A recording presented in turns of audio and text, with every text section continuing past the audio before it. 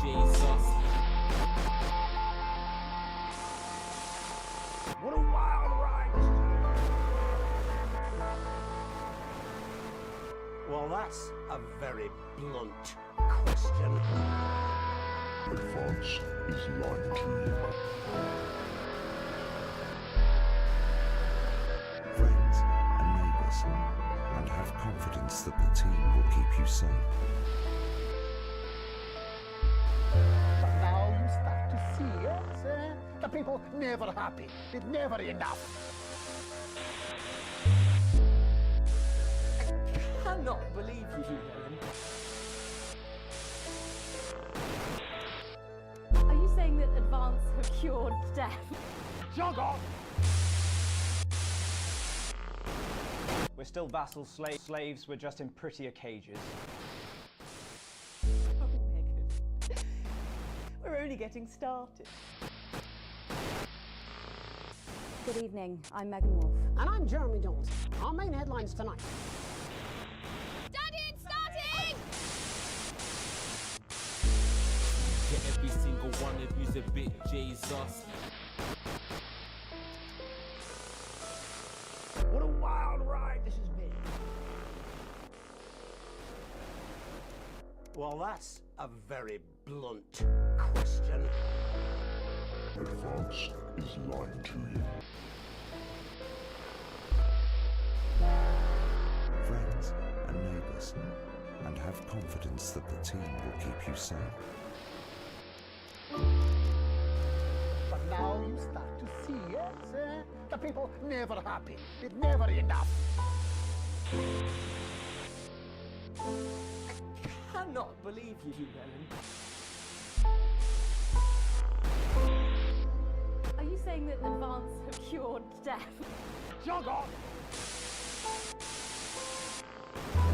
We're still vassal slaves, we're just in prettier cages. Oh, Megan.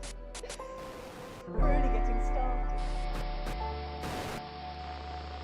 Good evening, I'm Megan Wolf. And I'm Jeremy Jones. Our main headlines tonight. Daddy, it's starting! Yeah, every single one of you's a bit Jesus. What a wild ride this has been. Well, that's a very blunt question.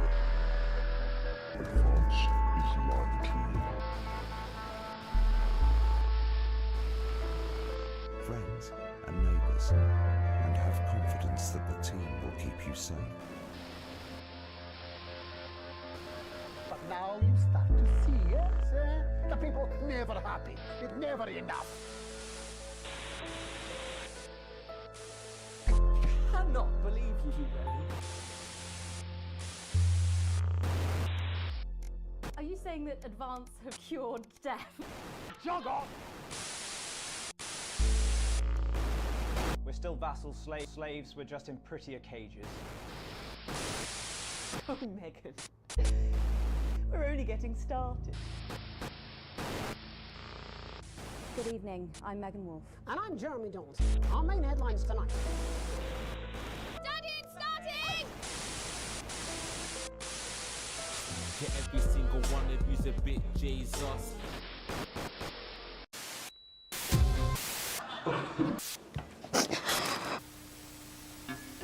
That's all coming up on tonight's National Nightly News.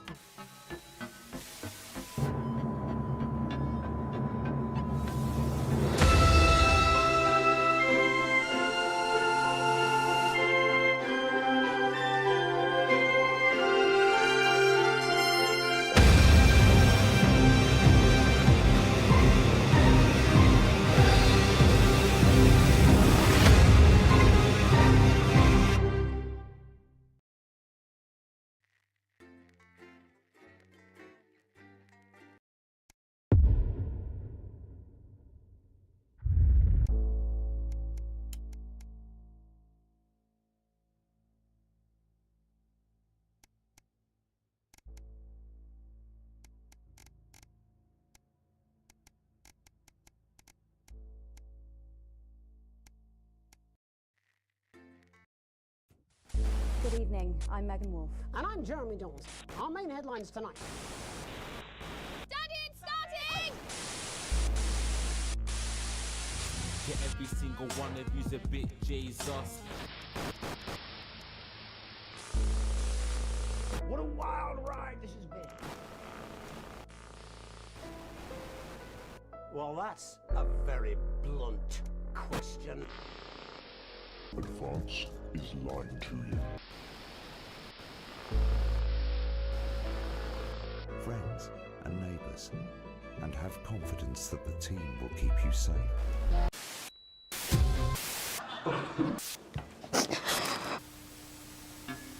That's all coming up on tonight's National Nightly News.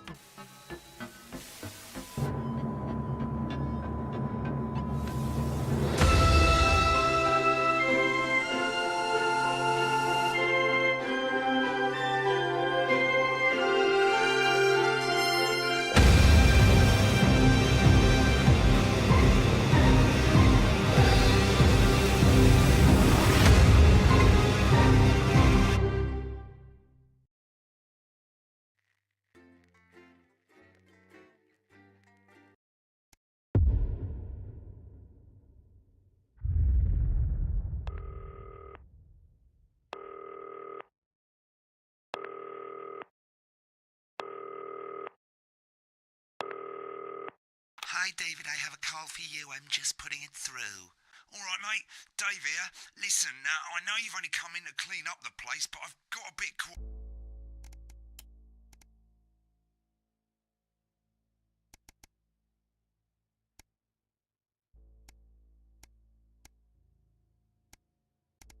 up, so you're gonna have to run the news tonight. Now don't worry, it's not hard and I'm gonna stay on the phone and help you.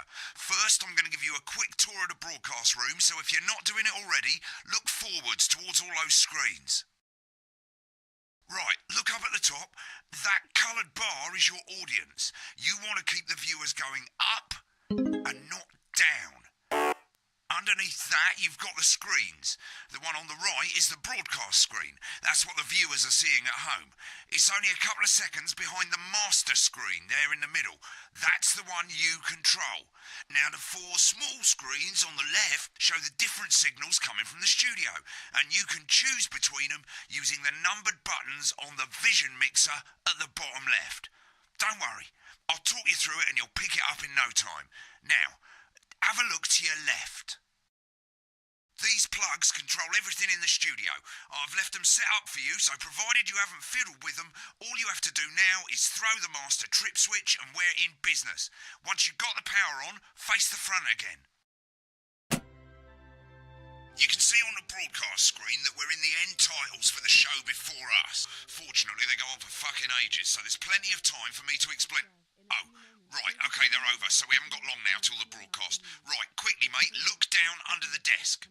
You can see a load of videotapes on the left. They're your adverts. Pick any three and load them into the machines on the right. When you've done that, look up to the front again. Four old ladies from East Grinching.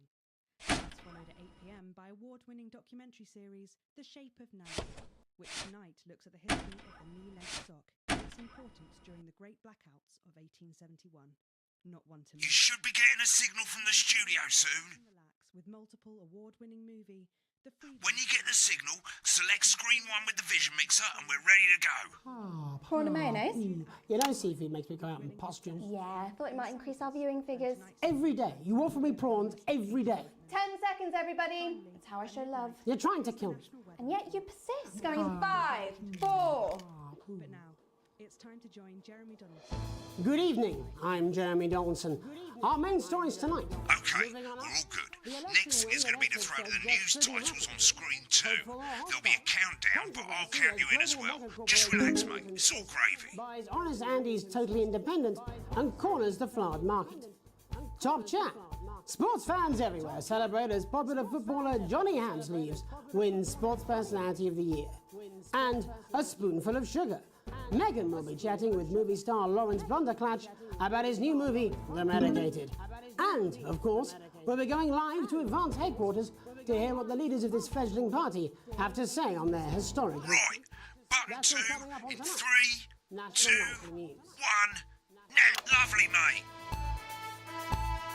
Next thing is the throwback to Jeremy with button 1 when that globe in the middle shrinks down and vanishes.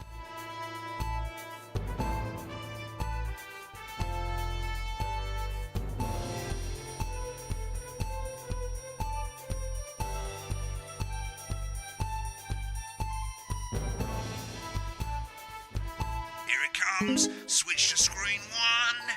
Now. Lovely, mate. The votes are in, and it's a decisive win for Advance. We often get a bit of interference around this time, mate. Keep your eye on the machine at the bottom right. Use that slider that's flashing, or your scroll wheel to move the wave up and down, keeping the green bit in the white bit. But critics have accused him of a severe lack of actual policies and of being deliberately vague. The opposition parties have all conceded defeat to Advance's overwhelming mandate, but have yet to appear publicly. However, former Home Secretary... Right, it's going well. All you've got to do now is play the advert at the end of the segment. Make sure you don't play it too early or we'll all get fired. Now, the clock at the top is counting you down to the advert. When it reaches 0, press one of the 3 play ad buttons over there at the bottom right. I normally play the first one at the first break and so on, but you can play them in any order you want. I'll count you into it as well, but keep your eye on the clock. To hear the co-leader's acceptance. And 3, 2, 1, advert. 1 minute back, everybody. Jeremy, I need you to fill after the ads. What? Why? Wanker Snatch is running late. Oh, I thought I'd ask him about the election. Personally, I wouldn't try to confuse him with any big words. That's the same policy we use with you. I thought that was our little secret. It's all right, he doesn't remember anything I tell him. I'm deeply uncomfortable with your burgeoning friendship. Love you too. Yeah. Wicked. We've made it to the first ad break. You're doing great, mate. But this is where it starts getting a bit trickier. This next sequence is what we call a multicam sequence, because you're going to be cutting between multiple cameras to keep things interesting. A lot of it's down to personal taste, but here's 3 good rules of thumb. 1. Try and keep the shot on whoever is doing the talking. 2. Don't stay on the same shot for too long, 10 seconds at the most. So if you're on the person who's talking, try and throw in the odd reaction shot or pull out to the wide shot for a bit just to keep it interesting. 3. Don't stay on reaction shots for too long. A couple of seconds is usually enough. Then the audience want to see who's doing the talking, yeah? Stick to these rules and you'll be fine. It's not as complicated as it sounds. You've seen programs on television, haven't you? Make it look like those. Might as well get screen 1 selected now. No need to wait for the broadcast to start. Try and stay ahead, mate. We're coming back from the break. Quiet in the studio. Thank you so much. 10 seconds, everybody. We've got it, you want it, you want it, we've got it, you want it. Going in 5, 4, 3. Welcome back to the National Nightly News. Later, we'll be hearing from shock election winners Advance. But first, Get ready to go to Megan on screen 4. Is here with a star of both stage and screen. Megan? Thank you, Jeremy. Megan Wolf, culture correspondent. And today I have a guest who starred in everything from Shakespeare Right, to go to Blunderclatch on screen 3 when she says his name. by none other than Lawrence Blunderclatch. Thank you so much for coming on. Oh, my dear. I do hope you believe me when I tell you that being with you here today is among... Switch to 2 for the wide now. May I say, having you here with us is among ours. Right, now just try and stay on whoever's talking. Latest movie, which is called The Medicated. The Medicated, yes. Wow, what was that like? Well, as I said to Peter at the Wrap, that's Peter Jensen, the director. Give us a look at Megan's reaction. Lovely. Now back to Thunder Twat. I've worked with him on several movies, all terribly successful. I said to Peter, what a wild ride this has been. And you know what, Megan? I really meant that. Wow, that is fantastic. And am I right in saying that the character you play in this movie is quite an academic one? Absolutely right. A scientist. Was that a challenge at all? What exactly are you implying? But seriously, yes, you're right. It was a complete departure from my last starring role when I played Sergeant Brock Rockman in Bullet Man. You'll remember that that was the true story of one soldier's fight for a love that surpasses all others. A love, of course, for freedom. I think it's grossed over $1 billion, but honestly, who's counting? It's a role that saw you scoop 2 Best Actor awards, if I remember correctly. It's so sweet of you to mention it, but I really am not in it for the awards, although those 3 little statues do take pride of place on my mantelpiece. With all the others, I'm sure. So, if you're not doing it for the awards, what is it then that drives you? That is a beautiful question, Megan, and not easy to answer. Like you, I'm afraid. Cut me, and I will bleed. Been on that shot a bit long. Often, that's how it feels, doesn't it? Doesn't it? Get back to who's talking. Giving, suffering for one's audience. I suppose in the end, I do it for the difference it makes. I do it for the people that I inspire. The little people. Remember the 10-second I do rule. it for the positive change that I can bring about in the world. And today, of course, we're in for some real change, it looks like, in the coming few months. What do you make of this historic election result? Oh, well. Well, now you're asking. Historic election result. Indeed. Historic is the word. Well, it's difficult, isn't it? Very difficult. But I think I've always been quite clear that when it comes to politics, one should always strive to not fuck things up. Shit, he swore. Oh, well, don't worry, he won't do it again. I said fuck. Shit, he did it again. Okay, don't panic. I'll explain how to deal with swearing at the break. Medicated, which opens next week. Right, they've swapped the shot of Jeremy on screen 1 for a VT of the movie clip.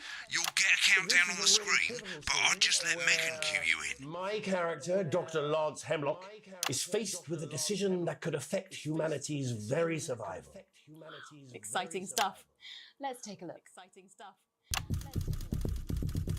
Cool, looks like Blunderclatch is losing it in the studio, but we ain't got time for that. There's more interference coming. It's a bit trickier this time, mate. Use that little flashing joystick to the left of the knob, or hold down your middle mouse or Alt on your keyboard, and as the frequency changes, match it to the white bit by dragging right. Get the speed right. Now we're going to squash the frequency back by dragging left. No, Lance, we mustn't. Think of Carol. That's Dr. Lance to you, Miss Flanagan. Jubbly, mate. For you, baby. Next, we're going to change the amplitude. Same as last time. Little joystick or hold Alt or middle mouse, and this time push upwards. Upwards, mate. Upwards. But I didn't listen. Doctor, I'm drowning, Lance, you said. you need to see this. No, don't. Right, now let's match it back by going downwards. The virus. The sterility. This formula. This is the key. Stop it all. Bloody perfect, mate. We have to ask ourselves. At the end of the clip, you'll want to play another ad. Remember to use the clock at the top to count you in.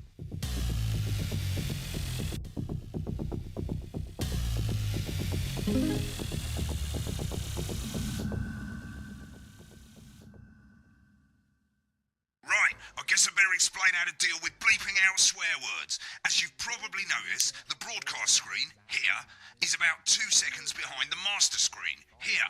When someone says a naughty word, the bleep button lights up, like this. 2 seconds later, you'll hear that swear word going out on the broadcast, and you need to hold down the bleep button, or the spacebar on your keyboard, for as long as the swear word lasts. It can take a bit of practice getting used to hearing 2 things at once. Just stay calm, and you'll get it. And if you can't tell when to bleep, just above the button, you'll literally be able to see the sound scrolling by. All you got to do is hold it down while the red bit is over the red line. Simple. Of course, if you do it by eye, you'll have to take your eye off the screens. That's why real professionals do it by ear. Most people like to have the volume of the broadcast screen a little bit below the master screen. Let's set it now. As you turn it up, you'll hear the advert getting louder. Good. You're set to start censoring. Like I say, it takes a little practice, but I'll try and help you through it, and soon we'll have you bleeping like a pro. Remember, button lights up, count 1, 2, and hold it down. From the coast, and with more than 2 areas of outstanding natural interest.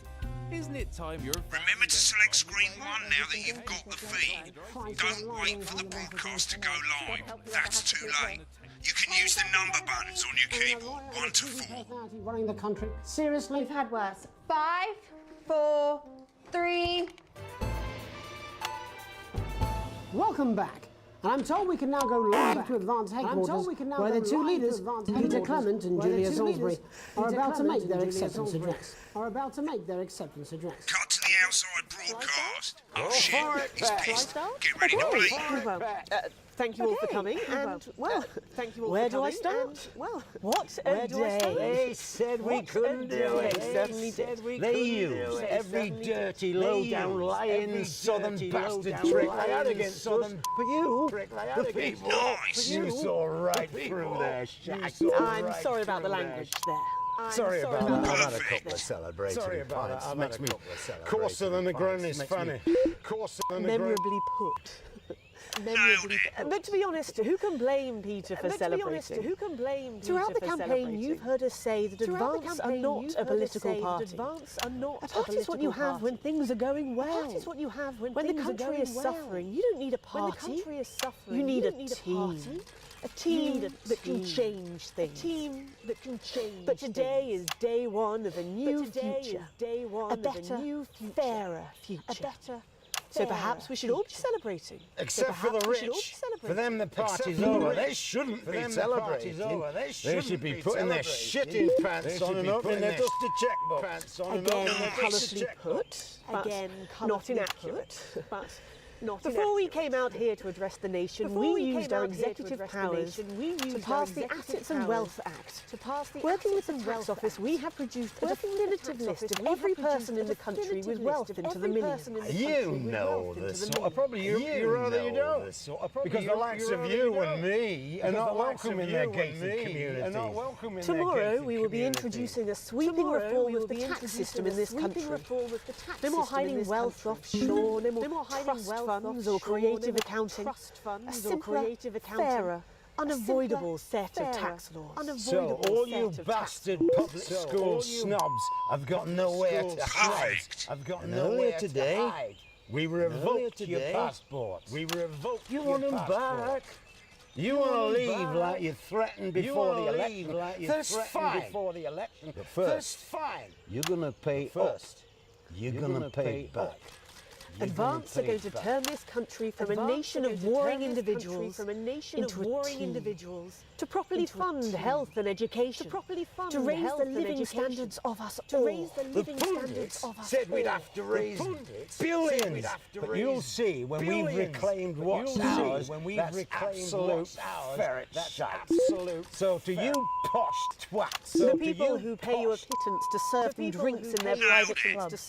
The people whose children you raise. So they've got time to get even fucking richer. Advance have this to say to you. Advance have this to say to you. We are coming for your sports cars and your mansions and your vineyards. It ends today.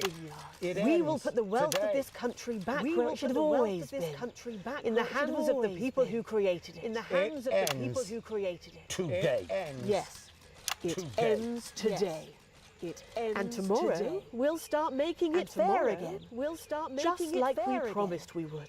And until then, ladies and gents, I suggest we all get pissed. I can't argue with that. Thank you for your time. Thank you for your time. Well, interesting acceptance speech there from the leaders of Advance. And our apologies for the fruity language. Hopefully we got that bleeped out for you in time. If not, someone's going to be in trouble. So, as the country braces itself for new government, that's all from us this evening at the National Nightly News. We'll be back tomorrow with full coverage of the first day under Advance. I'm Jeremy Donaldson. Have a peaceful... And we're out. Good job, looks like you've got it. it now. Thanks for all the help, mate. I've got to go. Ferry's about to leave. Probably won't be coming back. Job's yours, mate. Good luck. This is some weird thing. Am I dying now? You should be so lucky. I'll see you tomorrow night. You're not coming for a drink? No, I've got a date. Lucky you. Try not to get murdered. Promised the Elysian Fields, but you ended up filleting Satan for the salty crumbs. It's happening here. It's happening now. And it's all happening right in front of you.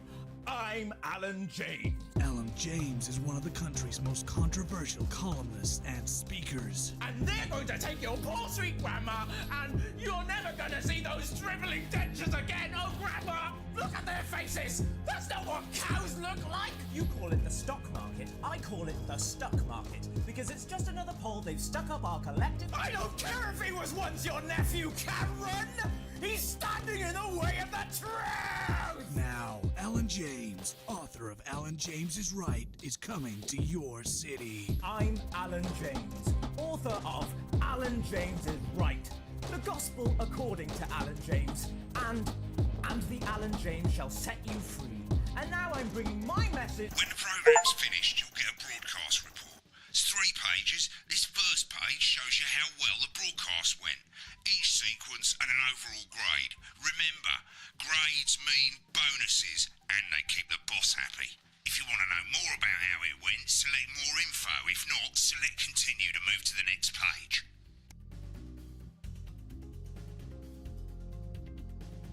Right, this is an optional section for when you really want to understand what happened during the show.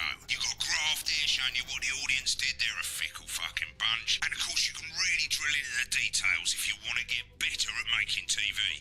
I never came here, never once.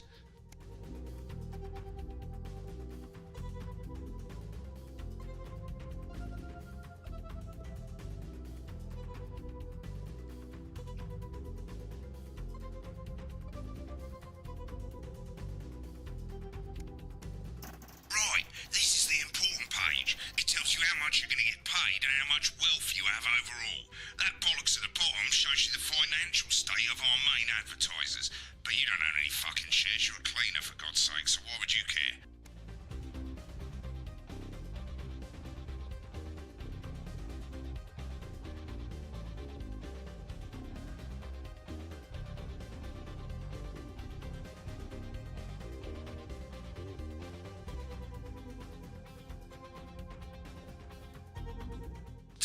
Page, and it tells you the state of the world, tells you how well the government's doing, and down the bottom there, this one's important, tells you what Channel 1 currently thinks of you. In other words, what the boss thinks. Alright mate, welcome to the archive. This is where you can have a quick look back at what you've done and how it looked to the public. There's 3 sections: broadcast, rushes and adverts. Let's start with broadcast. Click on it now. Over on the left, that's all the broadcasts that you've done. Click on any one of them and hit load tape. Once it's finished loading, you can use the rewind and the fast forward at the bottom there to help you get to the bit you want to see.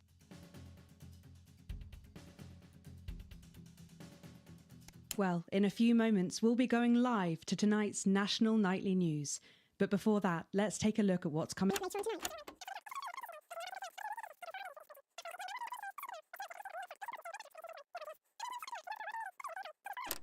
to 11:15, where, as usual... Right, click on rushes and let's have a look at those. Right, this is the rushes room. It's pretty simple. The 4 screens you can see, they're going to show you the 4 signals you got from the studio during the actual broadcast. Difference is you can mute any combination of them, so you can have a listen to the stuff you weren't allowed to show. Select the broadcast and give it a go, and when you're done listening to the backstage secrets, hit back.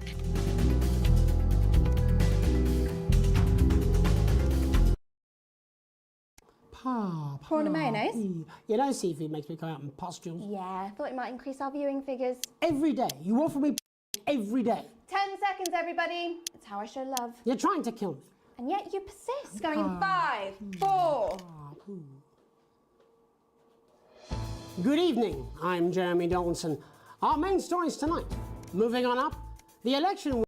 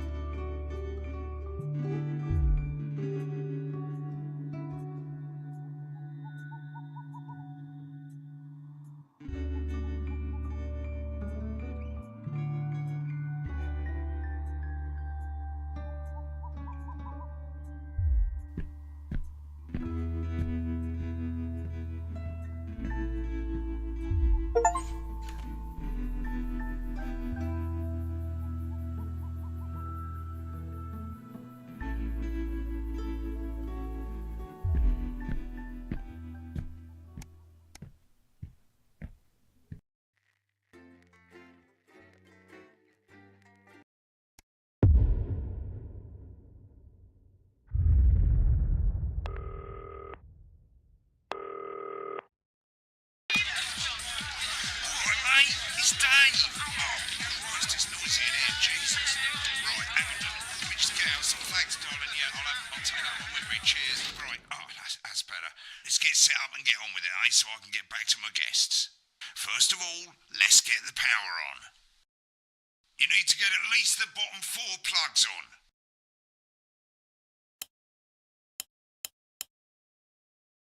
Right, let's load up the adverts.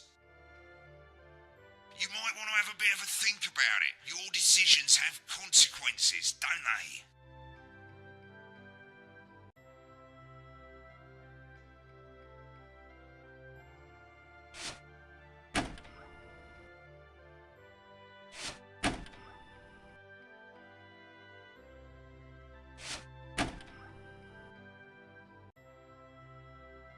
You can see they finally got the old headline system up and working again, and the Vision Mixer's already in headline mode because headlines always come at the start. It's really simple, mate.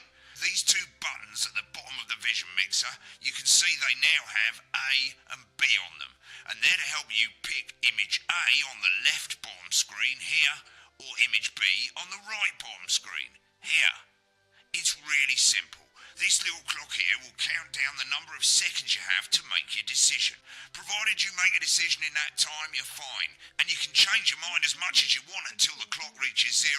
But if you don't make any decision, you'll be fired before you even get to make another choice.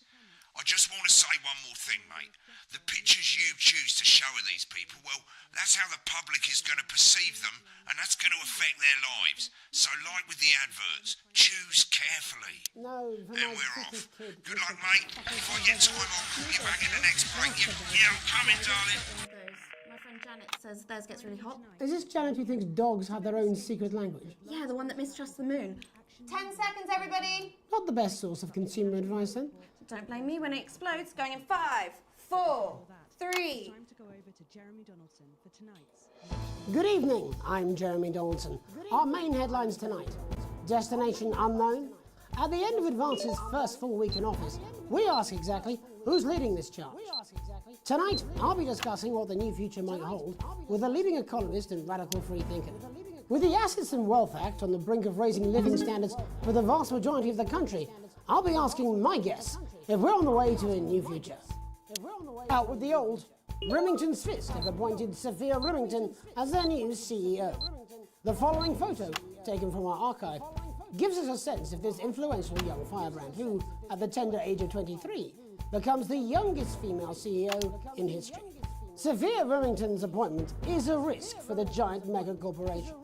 Sophia, as our regular viewers will be aware, has always been a wild child and has been romantically linked to several movie stars and sports personalities. In her first press conference this afternoon, Sophia announced a children's toy named Mr. Snugglehugs.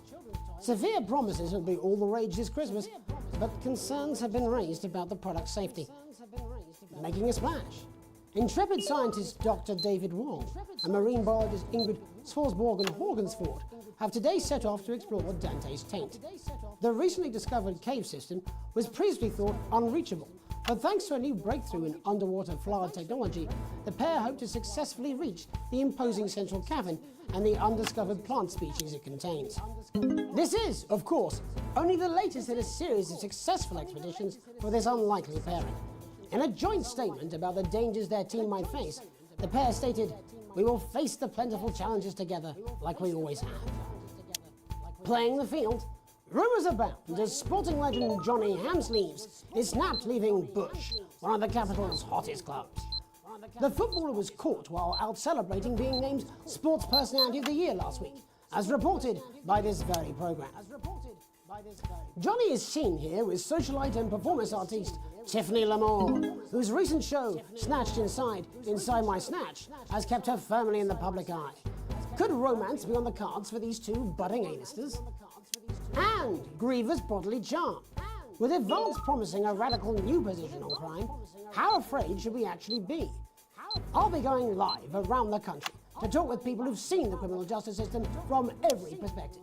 With more and more powers passing to the police, and less oversight, are we using an Advance-shaped sledgehammer to crack a nut? All that, a mega move for the group of young actors who are already experiencing the positive side of the new Assets and Wealth Act firsthand. They'll be talking and performing later. That's all coming up on tonight's National Nightly News.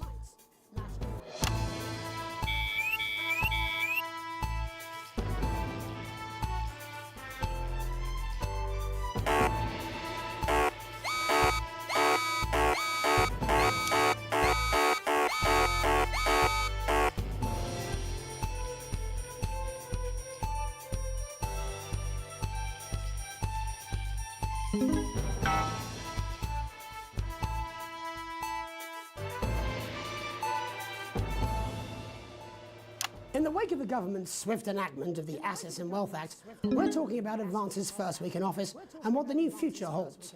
Joining me are Katie Brightman, a leading economist, and Alan James, author of Alan James is Right, The Free Man's Guide to Waking Up. Alan, the government certainly haven't dragged their heels on delivering some of the legislation they promised. But what does the Wealth Act mean for us? Nothing, Jeremy. We're still vassal slaves, we're just in prettier cages. A confident dismissal there. Katie Brightman, do you agree? I'm afraid I don't, no. I think that Advance have realised that the current economic system of unlimited, unending growth is untenable, so they're changing things up. There I agree with you. They're moving to the next steps in the grand plan. Grand plan, Alan? It's all in my book. Alan James is Right, Jeremy. We're to become the great herd, ignorant, sterile and short-lived. That's what they want. Or perhaps Advance have just realised that if we carry on the way we are, we will destroy ourselves and this planet in a mad orgy of consumption, if you'll excuse the colourful metaphor. Yes, orgy is the right word. Only it'll be the overlords having an orgy on our poor broken backs. It's all in my book. Alan James is... Shamelessly self-promoting? Katie, how do you think the rest of the world will respond to this new approach? I think they're watching carefully. Advance are the most disruptive threat that the world powers have faced since the last Great War. Yes, Katie's right. War is inevitable. Thank you, but that isn't... And this will not be a war like we've ever seen before. We're talking millions of deaths. We're talking high-tech weapons that can level entire cities. We're talking... Out of the wrong orifices? Mock me all you like, Jeremy, but when they murder your parents and they poison your food and they take you away to their camps for hypno-brainwashing, who will be laughing then? That might be a great way to sell books, Alan, but you know full well that isn't going to happen in a democracy. Democracy is dead.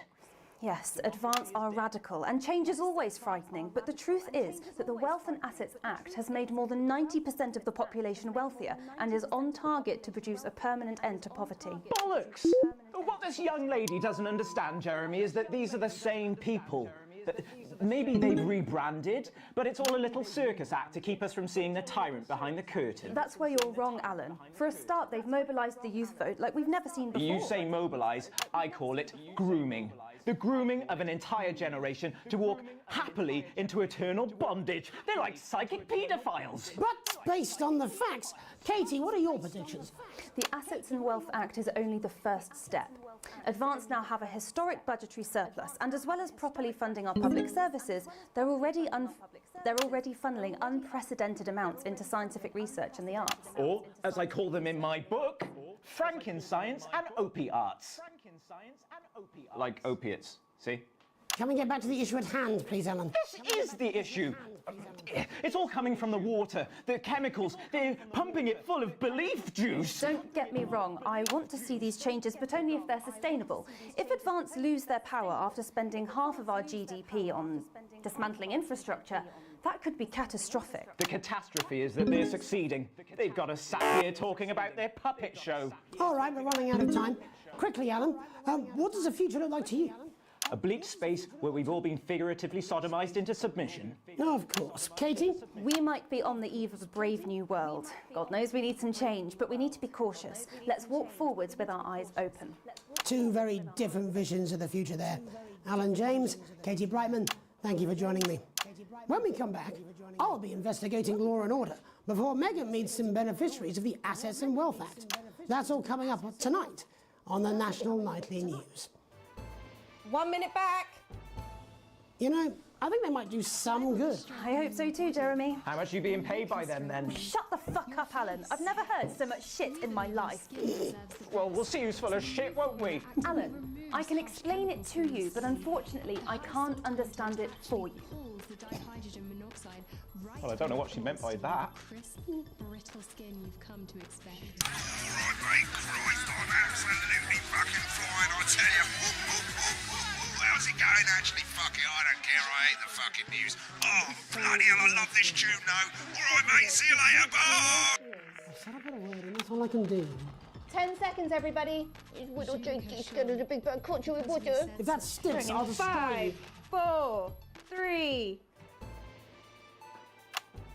Welcome back. In our second segment, we're going to be taking a deep dive into the state of law and order in our country.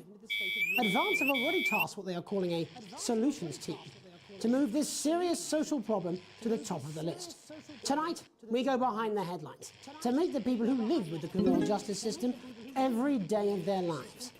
First up, we have Gregory Judge, a lawyer who sees the problems close up on the front line.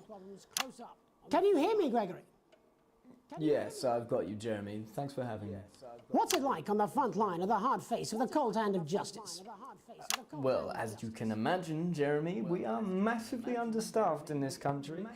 We're working every hour we can just to try and cope with the caseloads on our desk. Which must affect the quality of support you can offer. Well, we can barely keep up with demand, Jeremy.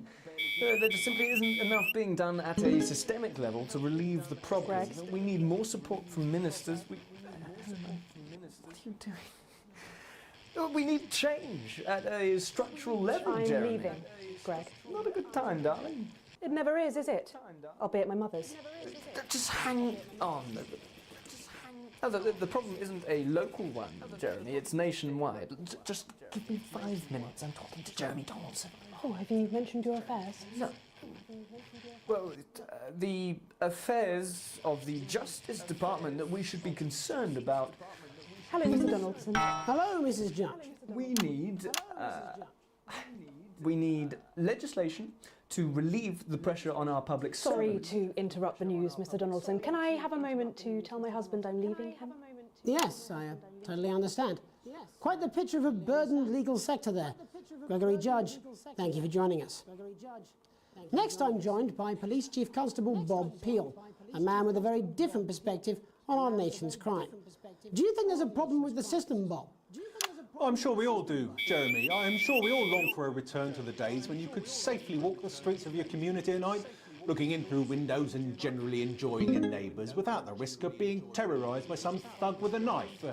Or kosh. So you feel the streets simply aren't safe anymore? Where have we gone wrong, Bob? Well, that's not a simple question, Jeremy, but I think it all comes down to moral decay. We've diluted our culture and lost touch with what it means to be a citizen of this once great country. Also, as the vicar noted in Sunday's sermon, we probably shouldn't have banned hanging.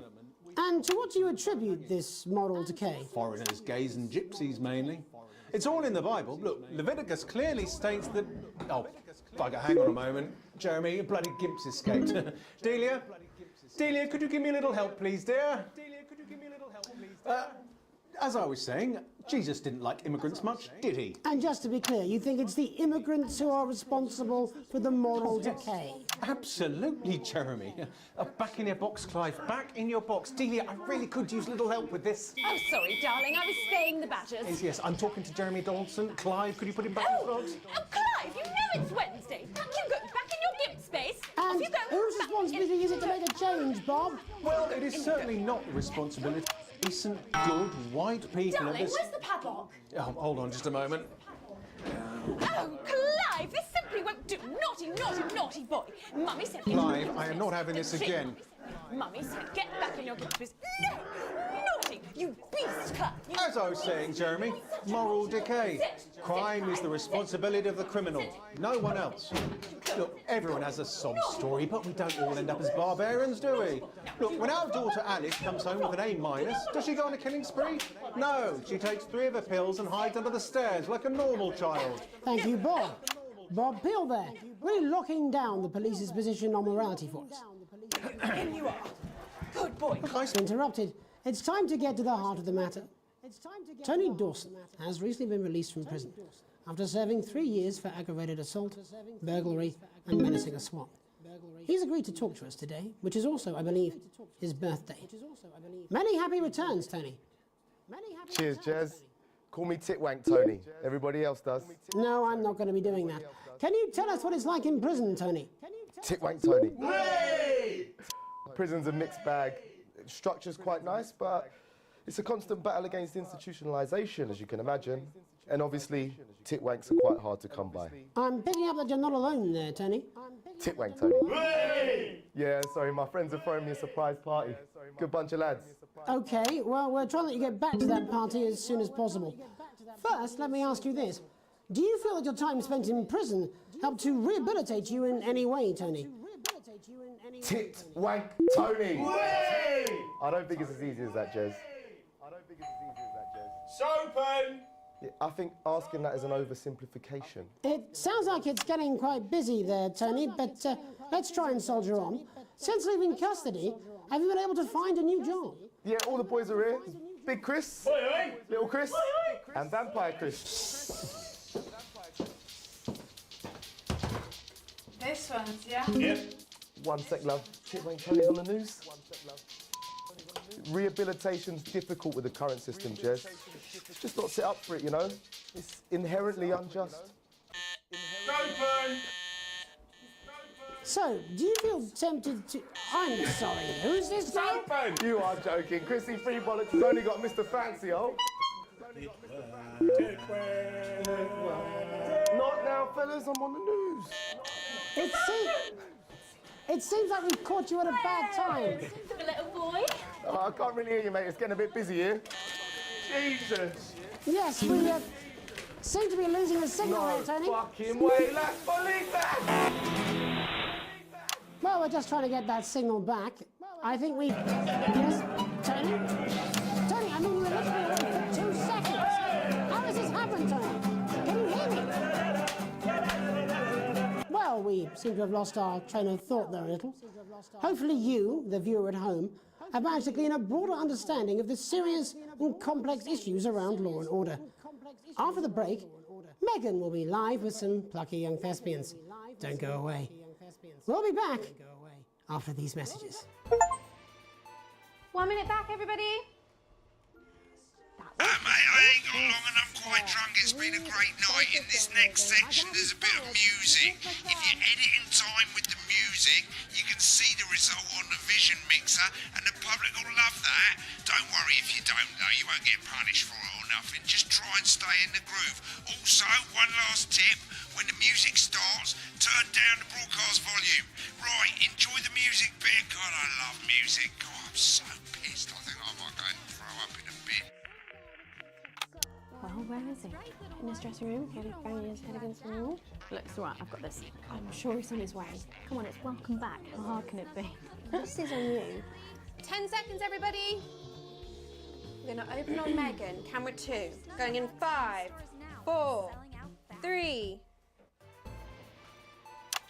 Welcome's Black. I'm Megan Wolfe, and on tonight's Culture Spot, I'll be chatting with one of the first beneficiaries of the Assets and Wealth Act, a team of inspiring young people from Scritchford Sixth Form College who today received a grant from Advance to take their play, Hey, Friendship, on a tour of local secondary schools. Welcome to you all. Well, let's start with you two, Harriet and Charlotte Winstanley-Hamilton. Girls, you must be thrilled. We are, Megan. We're overwhelmed, to be honest. And I believe you two are sisters, is that right? Yes, Charlotte's my oldest. I'm the older, more popular one. Only joking. Harriet and Trey were really the ones who came up with the whole idea. So, Harry and I were shooting the breeze in the cafeteria, and I said, hey, let's actually do something. So I went to look for a drama teacher. But she'd been laid off due to budget cuts. Fortunately, I directed a pantomime when I was at university, so I knew the ropes, as it were. Oh, right, yes, but you're the maths teacher, aren't you? Yes, that's me, Jeff Algebra, maths teacher. Maths is really important. Oh, thanks, Steve. Maths is really important. Yeah, thanks, Steve. As is theatre. It's one of the oldest art forms in history, Aristotle. I just think that when we travel around all these problem schools and the poor kids see us, they say, hey, I really want to be like those attractive kids. And that's a very beautiful and powerful thing.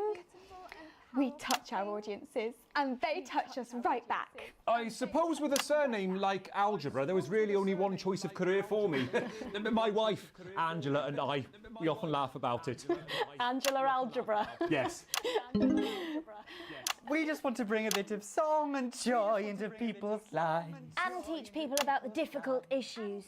The issues in the play are what really matter. And I think you're going to be showing us an extract from this play, aren't you? That's right. To put into context, I play a young first year who's having some troubles at school. Her character doesn't actually have a name, yeah, because in a way she's like all of us. It's like a metaphor. Maybe she's you at home, or like maybe she's you, Megan. Maths is really important. Yeah, thanks, Steve. Put it in, coach. Yes, thanks, Steve. Right, well, I'm going to have a little chat with your teacher while you run off and get ready. I can't wait to see it. That's it, that way. So, Jeff, when did you first hear about the grant? 2 days ago. A letter from Advance arrived at the school. Now, the headmaster thought it was all a prank, but his secretary retrieved it from his bin and brought it to me. Wow, how did you react? I also threw it in the bin. But then Harriet and Trey rescued it, and they rang the number at the bottom of the page, and next thing you know, we're on tour. Wow. Well, I think we can all guess which way you'll be voting from now on. Do you know what? It's funny because Angela and I don't usually vote. We're not very political. I'm a mathematician, of course, and she's a paraplegic mainly. But we did used to watch that Peter Clements DIY show back in the day, and so we thought, why not? Let's have a go at this old democracy thing. Okay. And here we bally well are. Good stuff. Fucking brilliant! So, let's have a look at a short section of Hey, Friendship.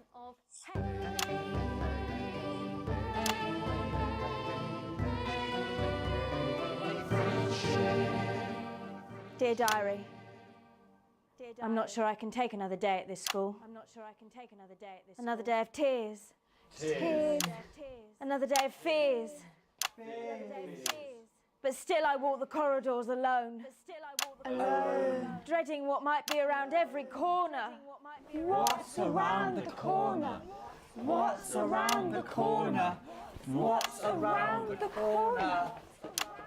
Oh, hi Gary. Oh heavens no! It's Gary the Fist.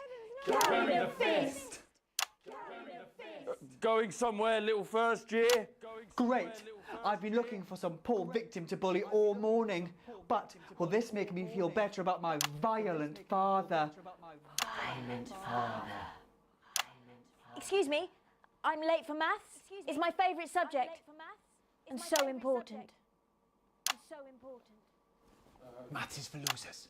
What? Maths is for losers. My arm's stuck, coach. Keep going, for fuck's sake! Right, maths is for losers. Now, give me your lunch money. Double lunch for me today, but why am I only truly happy when I'm eating?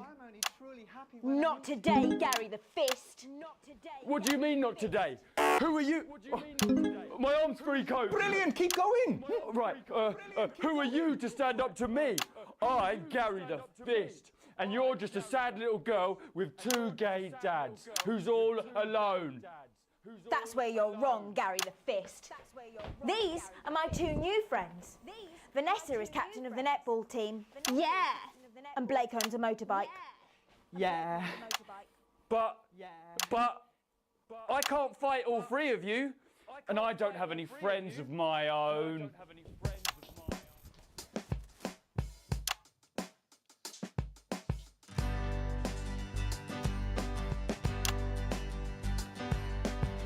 Take a look at me. Take a little look at my face.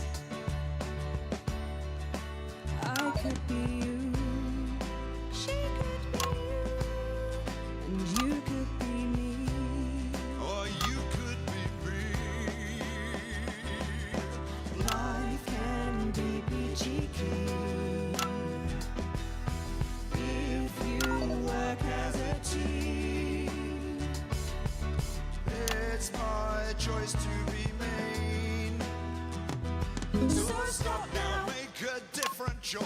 Listen to that inner voice. Hey, listen up. middle-class girls can't rap.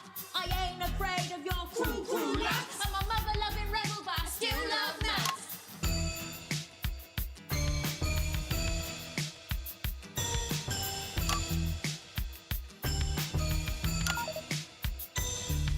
Hey, kids, I'm Gary the Fist. People think that folks like me probably shouldn't exist, but that's just prejudice, and I'd do better if you knew the way that I became Gary the Fist. I grew up on a council estate. The park was hip, but the flats weren't great. My dad used to come home drunk and late, and he'd hit my mum if for dinner he had to wait. Where's my dinner? It's not ready. Where's my dinner, woman? Don't make me ask you again. Hitting women is wrong.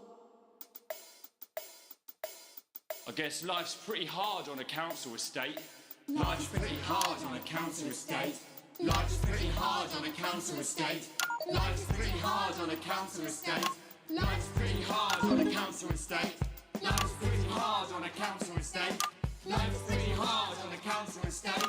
It's so damn hard on a council estate. Life can be peachy keen. Yeah. If you work as a team. Just work as a team. It's your choice to be me. It's my choice.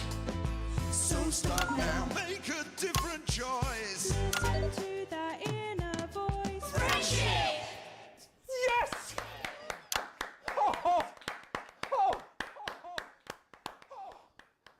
Well, thankfully that's all we have time for tonight on the National Nightly News. Join us tomorrow night for all the headlines from across the country. My name's Jeremy Donaldson. Have a peaceful night. And we're out. Oh, that was brilliant! What the literal fuck was that? I believe that was art. I believe I've got a 14-inch cock, but it doesn't make it so. I have a similar belief about an adequate paycheck. Oh, someone please get these twats out of my studio. While keeping us informed of all the ups and downs to help make things even better. With a vast range of activities.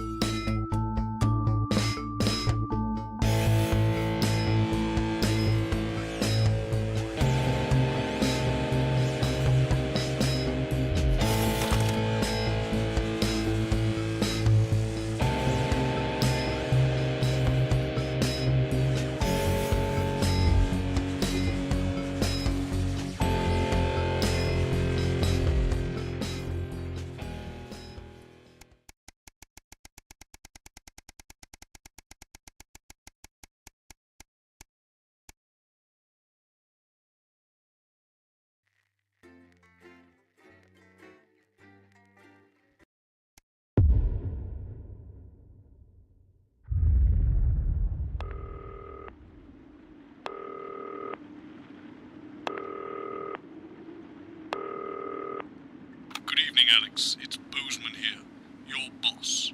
While you're powering up and getting the adverts loaded, I thought I should just tell you that we've had one of those public information films from the government, and it's mandatory that you play it.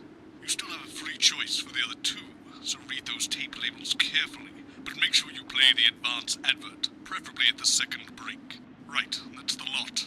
Have a great show. Toodle pip. My God, that weather looks nasty.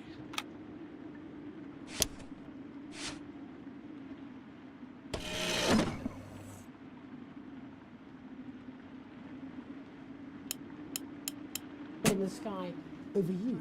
I don't know why I talk to you. You're probably just a really awful date. 10 seconds, everybody. Like I said, all of you. Did your personality accidentally slip out? Pricks. Going in 5, 4, 3. Good evening. I'm Jeremy Donaldson. And I'm Megan Wolf. Our main stories tonight. Uncooperative. A mysterious symbol has appeared overnight on thousands of buildings throughout the capital. Tonight, in an exclusive live interview with Prime Ministers Julia Salisbury and Peter Clement, I'll be asking what this mysterious symbol might mean. After 3 months of record-breaking approval ratings, could this be the daring first move of a silent resistance movement? And what would that mean as we go into the future? We shall overcome. Trapped in Dante's taint for more than a month now, doctors Ingrid Svorsborg Horgensvoord and David Wong announced today that they're considering 2 possible options. With 2 of the finest minds in science working together, hopes are still high for the eventual return of the team to dry land. Without enough engineers to successfully fix their craft, the team seem likely to attempt to farm the cavern's ecosystem while they wait for rescue from above ground. I think I'll stick to risotto, Jeremy. Bearing their opinions, the formerly rich are fighting back with a naked protest. Our very own Robin Short was on hand earlier today when this new protest group first presented themselves. Spokesman Wentworth Somerset Bentley said today, "They've had the shirts off our backs. They might as well have the West of it too." And while it's easy to laugh, perhaps we should all just be pondering how desperate the formerly rich are to regain their power. Table for 2. Johnny Hamsleeves and Tiffany Lamour were spotted having a private moment out at lunch today. The popular couple have certainly been on a roller coaster since they started dating late last year. And this image is sure to place them firmly back in the tabloids. Johnny's secretive hospital visits have had the rumour mill churning. I think it's safe to say that they're not looking at his school report. Is his once celebrated role model about to become the bad boy of sports?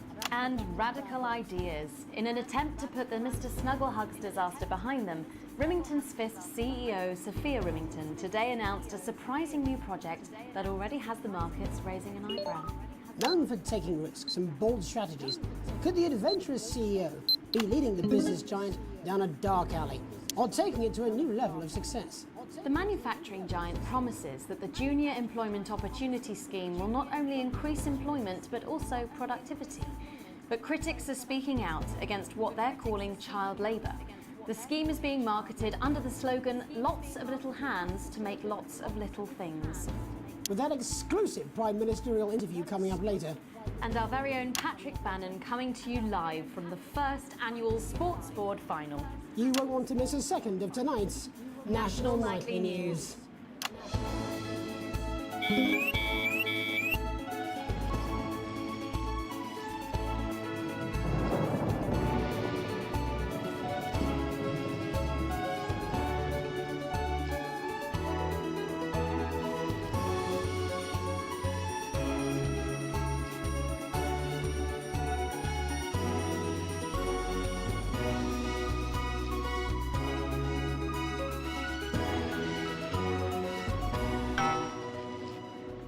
First tonight, after the Christmas horror caused by Mr. Snugglehugs, we have an exclusive interview with one of the victims.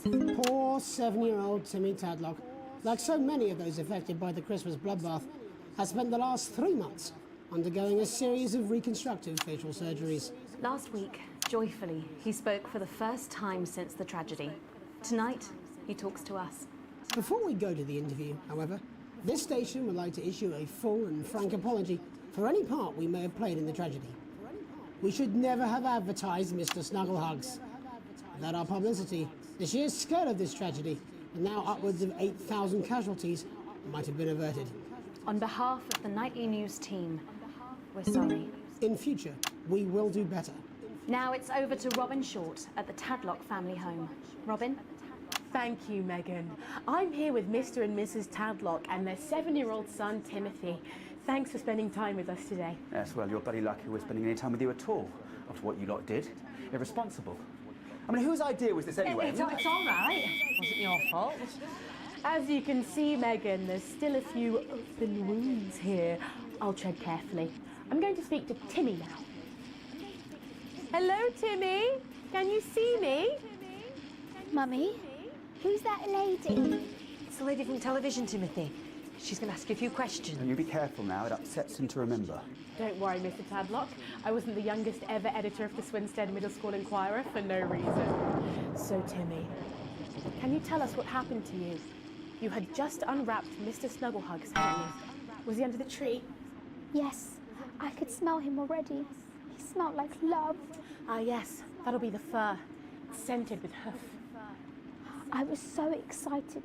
I ran up to my room and gave him a big hug. He was so soft and warm, like our cat, before he got in the way of Daddy's Porsche. Bloody cat had a death wish. And what did Mr. Snugglehugs say to you? He blinked his real action eyes and said, "You're my very best friend." But I sure wish Mrs. Snugglehugs was here, and she can't be, for just $89.99.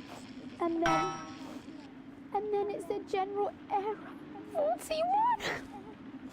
And is that when he burst into flames? Look, careful. And then he exploded. Oh, look, I've asked you nicely. And am I right in saying that one of his real action eyes is now permanently embedded in your cheek? Yes.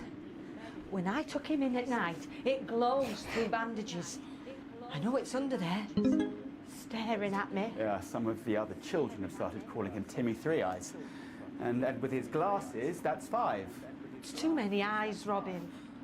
And what's the last thing you remember before the darkness overtook you? He looked at me with his one eye and laughed. Laughed as he burned. It sounds very traumatic. Do you have nightmares? All right, that's quite enough of you two coming in here with your camera trying to make a buck out of our suffering. I won't have it. Mr. Tadlock, just a couple more questions.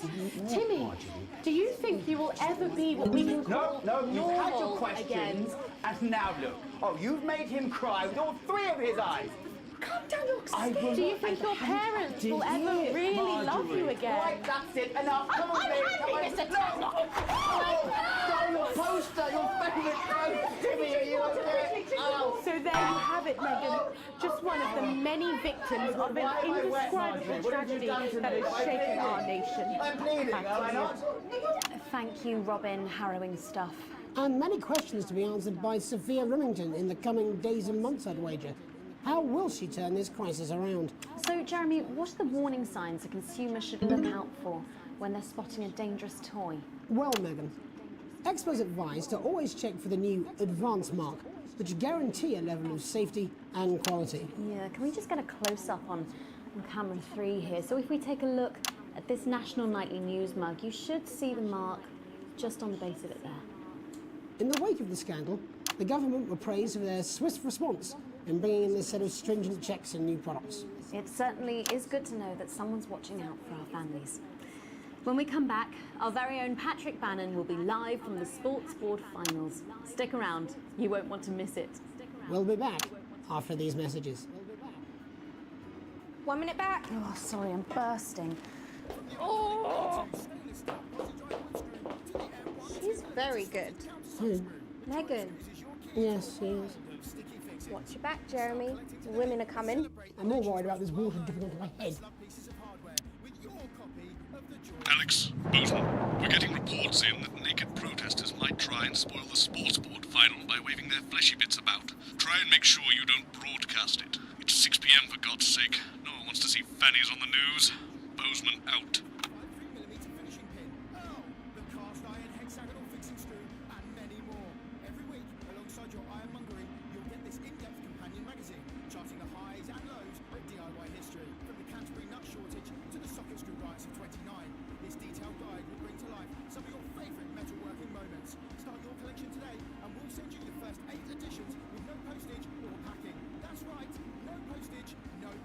Plus, you'll also receive That's what it says. Yes, I understand that, but I always say welcome back. I think we should just keep it as it is. Well, of course you do. I've got one hack line. What's that supposed to mean? I didn't write it, Jeremy. That's all right, fine. Jenny, there's something wrong with the auto-cue. 10 seconds. Oh, I just felt a drip again. Have they not fixed this? Want to see us fry? It's good for the ratings. 5, 4, 3. Welcome back to the National Nightly News. I'm Megan Wolf. Coming up later, we'll be speaking to the Prime Ministers about their exciting new healthcare facilities, transition centres. Nice to see they care. You're absolutely right, Jeremy. But first, we're going now to our own Patrick Bannon, who's reporting live from the finals of the new game that's gripping the nation, Sports Board. Patrick? That's right, Megan. You join me live here from the final of the first annual Sports Board Championship. It's been a hotly contested competition so far. I think it's fair to say these two have been dancing around each other all season. First up, we have Eddie Striker. She's the more experienced of our two players today. Striker has got an accuracy of 7, a danger rating of K, and a 12-month driving ban. Striker's known for her signature move, the lanky hamster. And facing her tonight, hoping to prove himself with a career record of 12 outs, 14 finishes, and a divorce pending, it's Mr. Wingspan himself, Tommy, the Fingernail Harris. Just waiting on the ref now. The slapping ceremony is taking part. Still going on. Striker, go first. Striker, of course, first to start, as she won the trivia round earlier on by some margin. The robe. Harris, perhaps the brawn and not the brain. Stupid. Eddie Striker. Nice start there from Striker. She's determined not to let the nerves show. Not after last time. On to Mr. Harris now. Tommy. Using his arm to pick up the ball. Not a bad shot there from Harris. Back to Striker for shots number 3. All right. She's gone to sort of throwing it under her legs. Not bad, if you ask me. Was that contact? Don't know why you complained. To Harris. Bit of business with the ref, but it got sorted out. Back to Harris now. A ball in the hand is worth 2 in the bush. Football. Move back. I'd say that's fair, but what do I know? Oh no, and Harris is not going to be happy with that. So really not a good start there for Tommy Harris in round 1. We can only hope that round 2 treats him a bit better. But first, of course, after the arguing with the ref section, it's time to change ends. Now we have the ceremonial changing of the ends.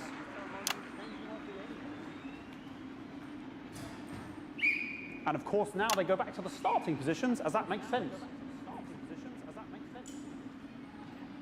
Striker giving it large. Second round, Harris. Winter round 2 now with Harris. Okay, we seem to have some sort of streaker on the pitch. I apologise if we broadcast any of that stuff.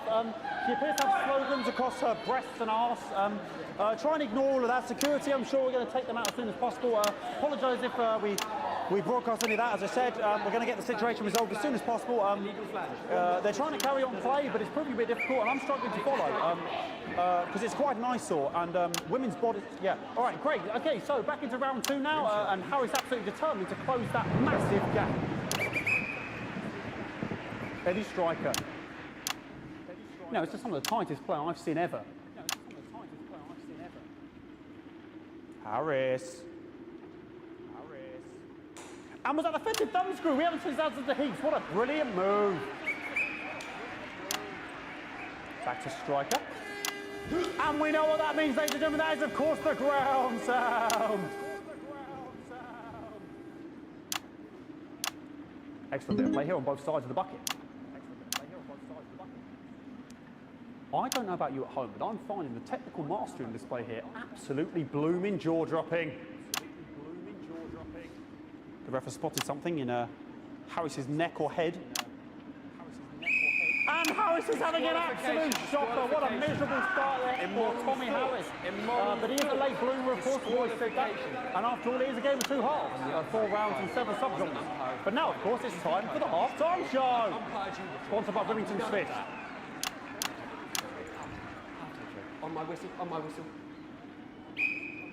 Must be some music here to start the half-time show. Okay, another posh protester loose on the court here. We can only apologise for that. We'll do our best to shield you from having to look directly at it. Is running around here with his genitals on display for all to see. and ruining what was shaping up to be quite a dance interlude there. Now he's thrusting himself in Harris's face, security's on it, and the bucket has been knocked over! I cannot stand it when the bucket gets knocked over. Hopefully he'll get taken out now. Genitals flying around for all to see. Really, if you ask me, not Sunday morning television.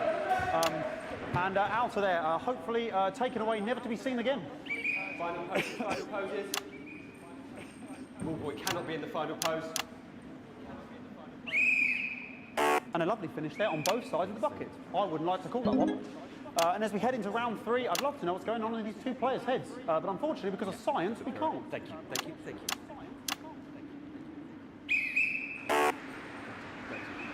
Not bad. So that ball boy's giving me the eye all day. I don't know what's going on there. Striker there, not a great start. She looks a bit flustered, I think, after all that swinging around. Back to Harris here. God, what I wouldn't give to be that ball. I'm all right, ladies. Tommy Harris.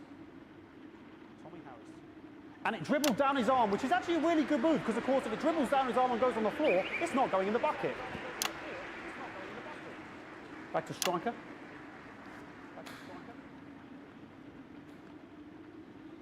And Striker's gone for the animal bonus there, but of course, perhaps...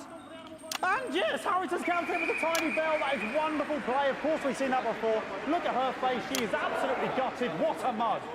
That could have been the clincher. What a massive shame. Harris receives possession now. Harris to serve now. Harris, of course, undefeated by Kestrel in his last 4 battles. So, here we go. Tommy Harris. That's all right. Not bad there. He threw it quite far away from him, which is quite a good idea. Very clever there. Perhaps a little contact, a caution from the referee, who's being, if you ask me, a little bit harsh. Ellie Striker. And she's let the nerves get to her. What the hell was that? You hate to see it, don't you? You cannot believe it. Oh, for God's sake. Okay, like, I mean, this is a mess now. I don't know what I can be doing about this. I mean, sort of breasts and genitals for all to see. I mean, there's only so much I can do. They're sort of everywhere, aren't they? All right, I'll try and carry on. The players are trying to carry on, but of course it's difficult because these protesters, hopefully we can get them taken off soon so we can carry on with the match. Okay, nonsense is going on here. Yes, yes. We want our money. Yes, very good. Take them away.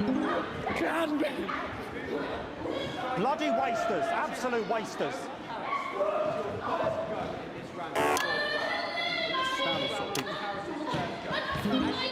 Oh, jog on! This is the mine round. It's an absolute bloody... Okay, and now we're going to go into the final round. And of course, as it's a Tuesday, the final round is a mine round. Who could believe it? Nice imaginary shot there from Harris. It really could go in there at this point. Really high-level play here from 2 absolute juggernauts of the sport. Hold. The bucket getting moved back to its proper place. About time, if you ask me. She's juggling it around from her hands. And she's put it in her mouth like as if it was an egg. And now she's and she spat it out. She did the egg spit. So a wonderful move there, quite late on. Illegal spit. From Striker. But she's in it to win it. Harris's ball. On it like a car bonnet. Tommy Harris here, having a bit of beef.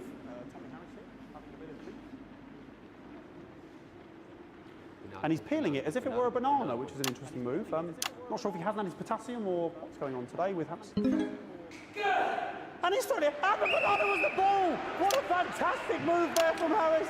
Unfortunately, that is the end. What a pathetic, there we go, Jeremy, that is over. How can he look his 8-year-old son in the face tonight? What a lump. We just have to wait for the referee now to announce it to make sure it is all official. Contestants in, please.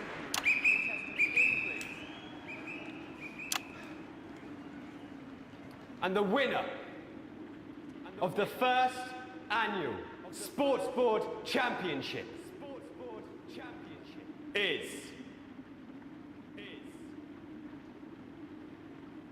everyone! Okay, the ref has agreed once again a win for everyone, including me, as my 15th win in the Sports Board Championship. I'm going to be celebrating tonight with my wife and children. Another wonderful victory for me. Here come the on-site security to collect their medals, their 6th and 7th respectively. And thanks again for watching the Sports Board Championships. What more is there to say? I'm Patrick Bannon, looking forward to celebrating tonight. And all I always have to say, Jeremy, is back to you in the studio. Patrick Bannon had an extraordinary final. Historic sports board, Jeremy. I didn't know you were a fan. Oh, yeah, I can wrench a doubler with the best of them, I'll have you know. I certainly wouldn't bet against you. When we come back, I'll be talking live with Prime Ministers Julia Salisbury and Peter Clement, who apparently have a big announcement you wouldn't want to miss. That's coming up after these messages. 1 minute back. Fucking microphone shocked me. What? Fucking microphone just shocked me. Where's that sound guy? Everything okay? Oh, the mics are just trying to kill us now, apparently. You'll be fine. You're unshockable. I'm immune to your cheap flattery. I'm wearing you down. Boozman again.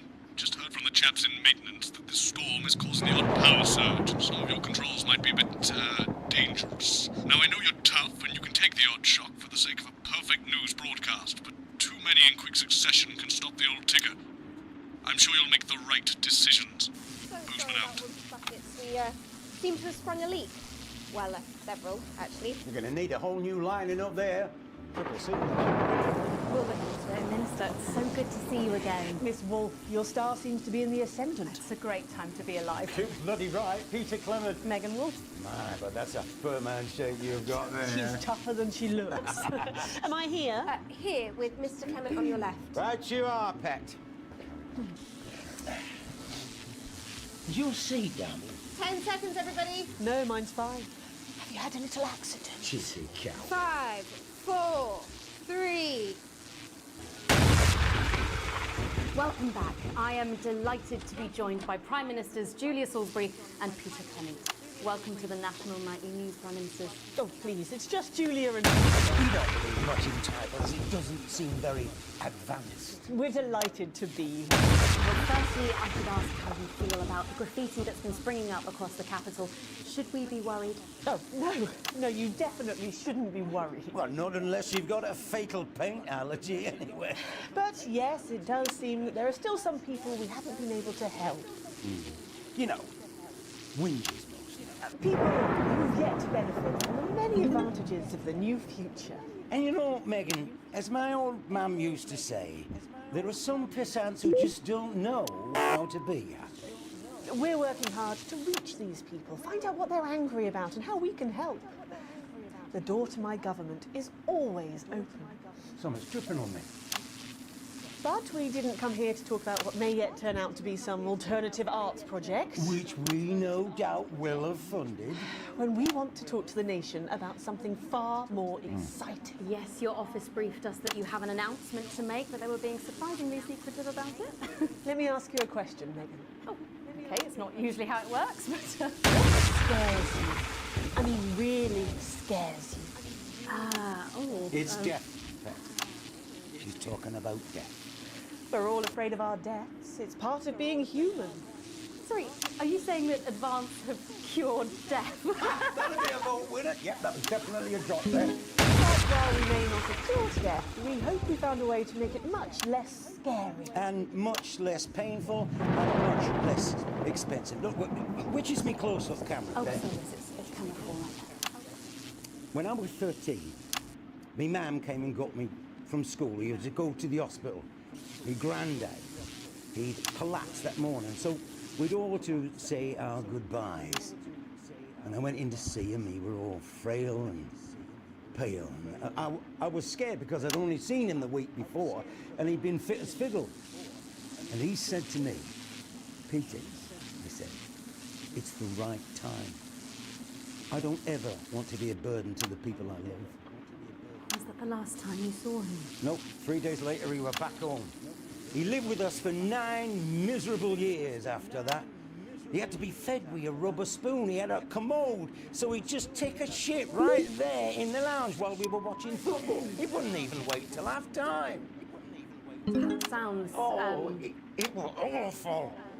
It were awful for us, and this is the point. It were awful for him. He could see it was destroying me, man, watching him slowly fade away, and he would beg her to turn off his breathing equipment at night, but she couldn't, or she wouldn't. It were a crime, you see. And she didn't want to lose the children, as well as her old man. No family should have to suffer like Peter's did.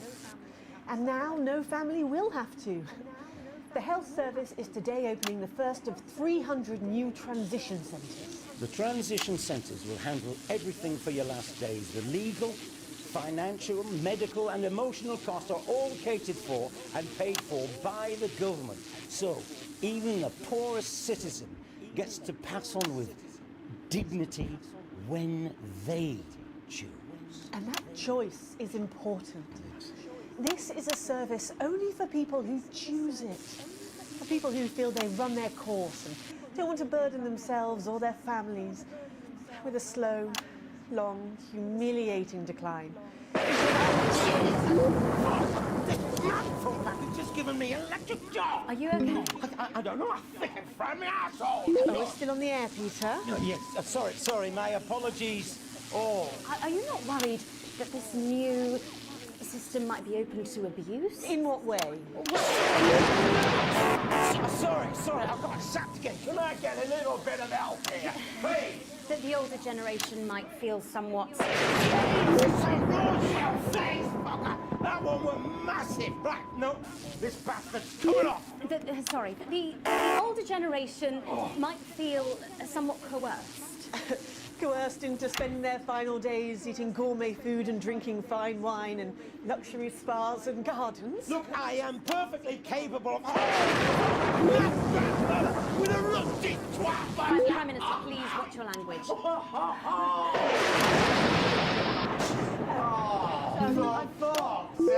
Go get yourself sorted out. Right.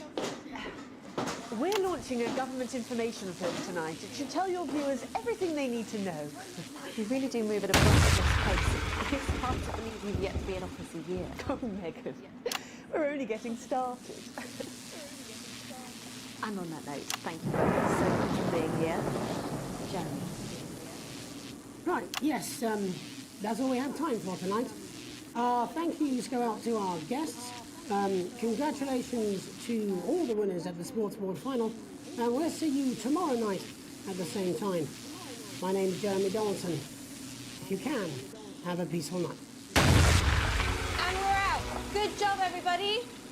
Do you suffer from benign... So they just... It seems so. I don't suppose there's any way this could be a good thing. It's my nephew, so we transitioned the moment I stopped the leak.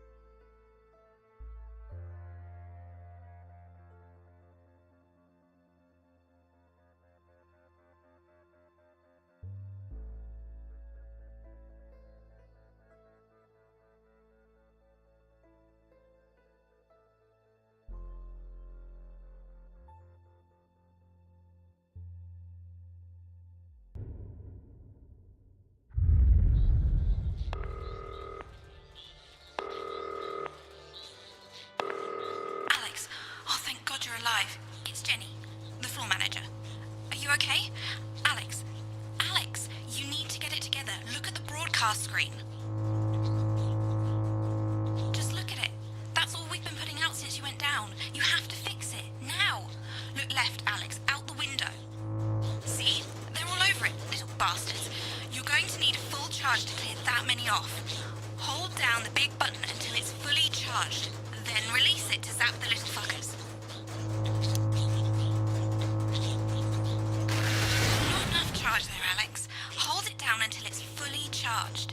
Then release it. Excellent, Alex. We're broadcasting again. They must have built up while you were napping. Usually it only takes a tap on the button to clear one. Look, there's a lone one climbing now. Zap it off before it starts to mess up the signal again.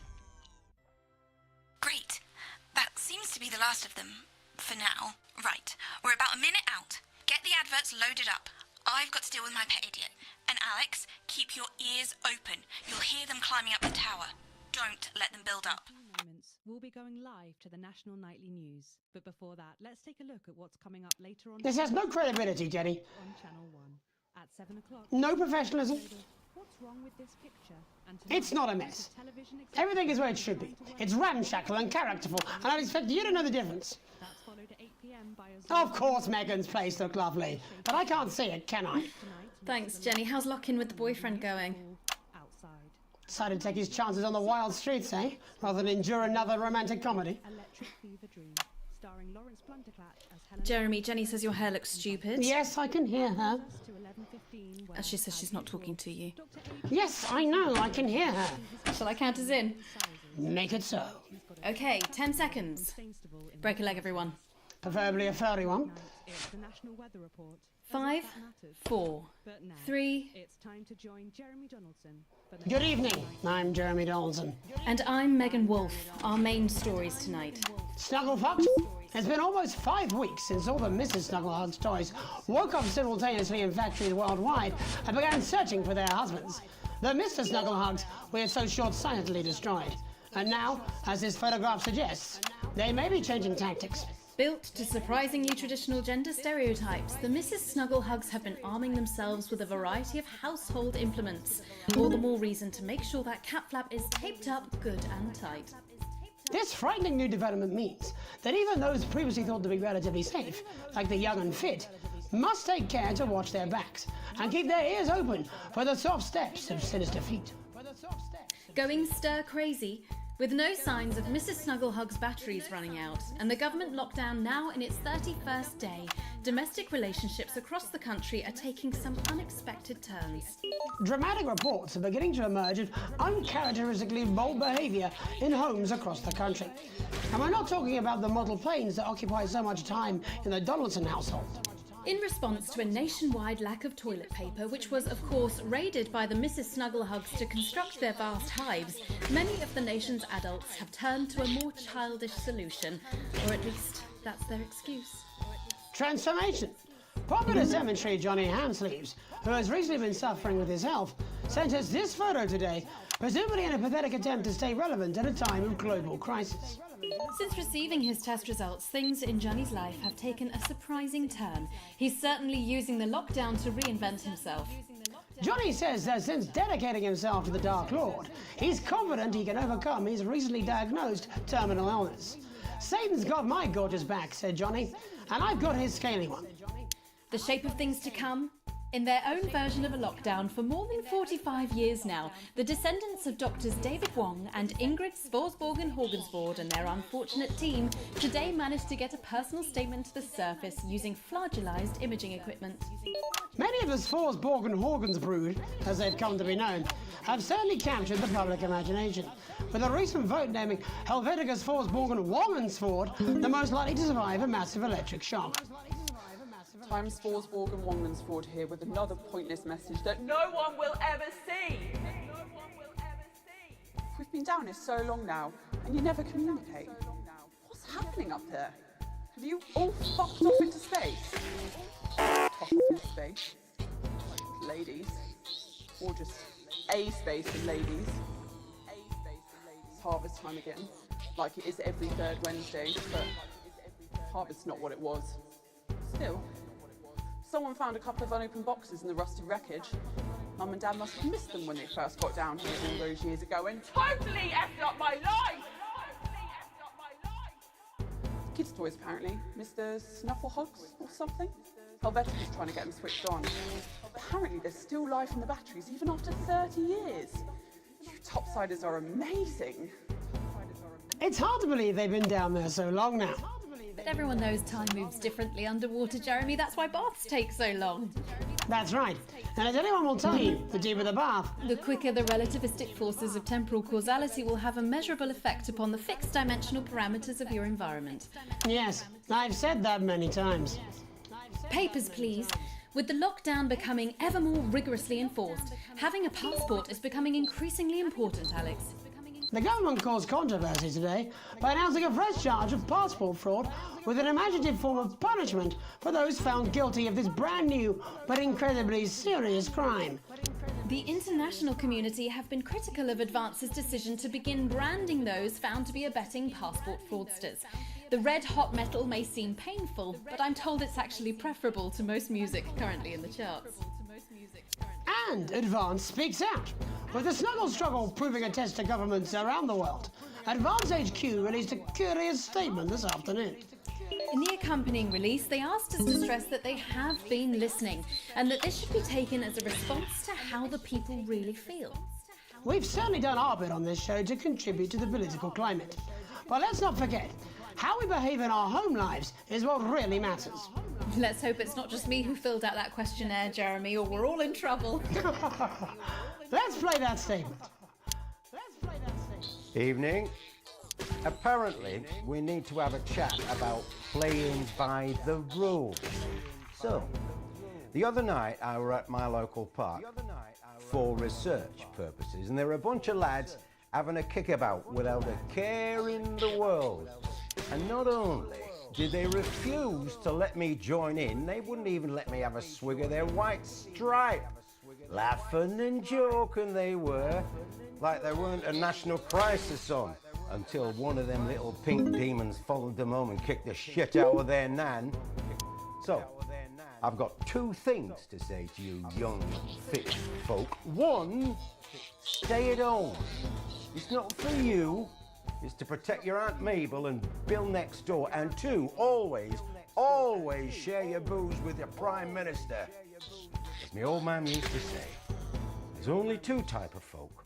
Them who will help you across the road with the shopping, and them who will kick you in the fanny and nick your macaroni. So don't be a pasta snatcher. Stay at home. Have a brandy. And this will be all over before you know it. Thank you. Ridiculous stuff. Later tonight, Jeremy will be probing heartthrob reporter Patrick Bannon, while I take a deep dive into some controversial opinions with two familiar faces. And then, in our third segment, and presumably because our editor is also working from home, there's going to be a bloody quiz. I can't wait. Don't do that. And in a moment, Jeremy Grumpelson and I will be asking controversial CEO Sophia Remington where it all went wrong. And psychic scientist Dr. Delia Lywell will be joining us, presumably to provide a bit of false hope. Maybe she'll tell you how you're going to die, Jeremy. Too late. I'm certain it happened months ago. That's all coming up on tonight's National Nightly News.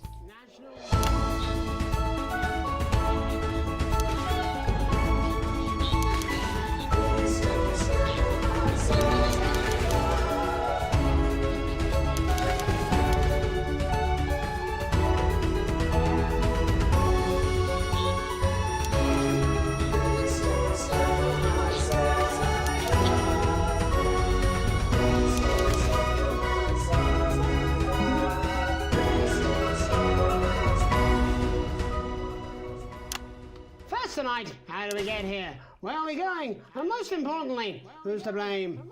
Joining us from her villa on the island of San Palmerino is CEO and socialite Sophia Remington. Thank you for having me, Megan. I am loving your hairdo, babe. And from her crystal healing laboratory in what I assume is a garage in Lower Uppington, Doctor, it says here, Delia Lywell.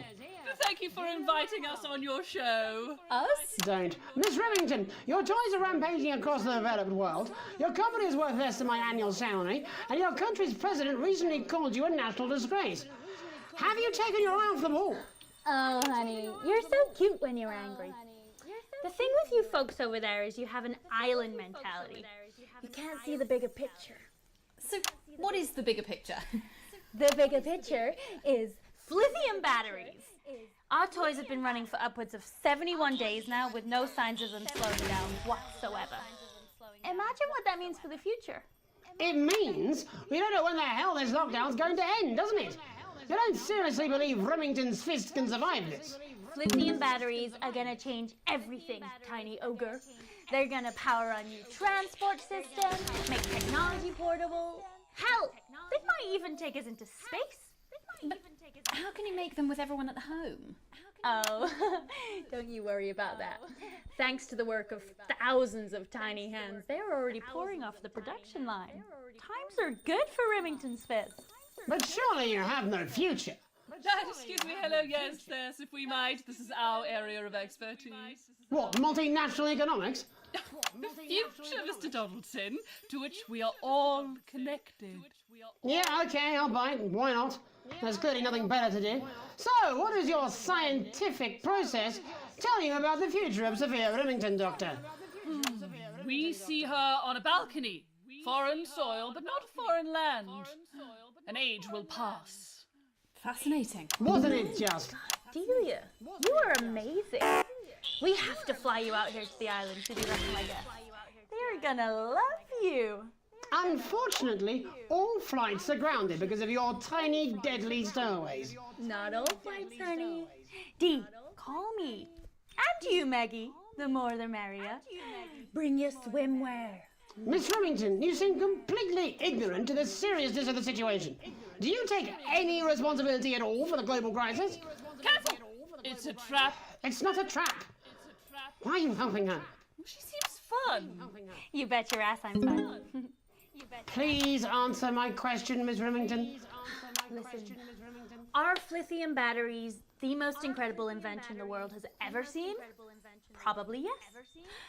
But in fact, who am I kidding? It is definitely yes. But will they last forever? Sadly not. One day, all the Mrs. Snugglehugs will just stop. It'll be like a miracle. And then we can all go back to the grand tradition of buying products again. Because I really don't mind telling you this, it is really hitting our bottom line. Except for sponges. We seem to be selling an assload of them. Dr. Lywell, do you have an indication of when or how this might end? Well, it's not an exact science. Not even a real one. But our senses tell us that there will come a day when there will be clouds in the sky, the grass will be rich and verdant, and the birds will sing at dawn, and that shall be the day when we walk forth again.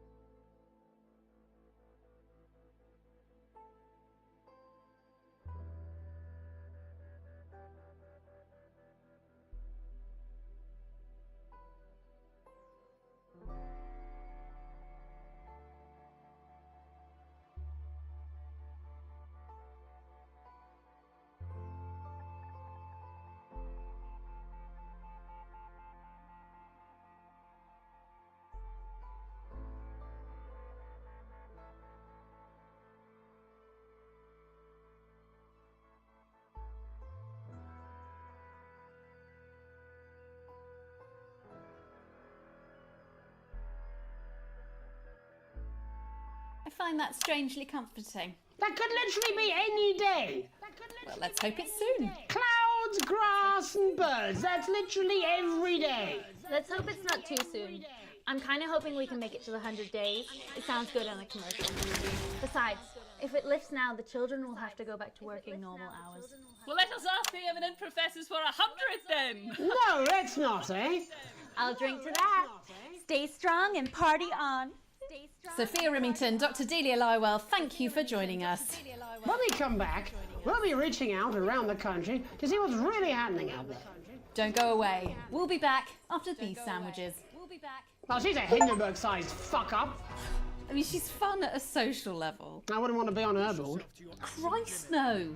She's going to drive that company into the fucking ground. And every week we'll send you a workplace accident you'll never forget. From the classic trip and fall to the unparalleled heights of gross negligence. This limited edition... Hello, mate. It's Dave.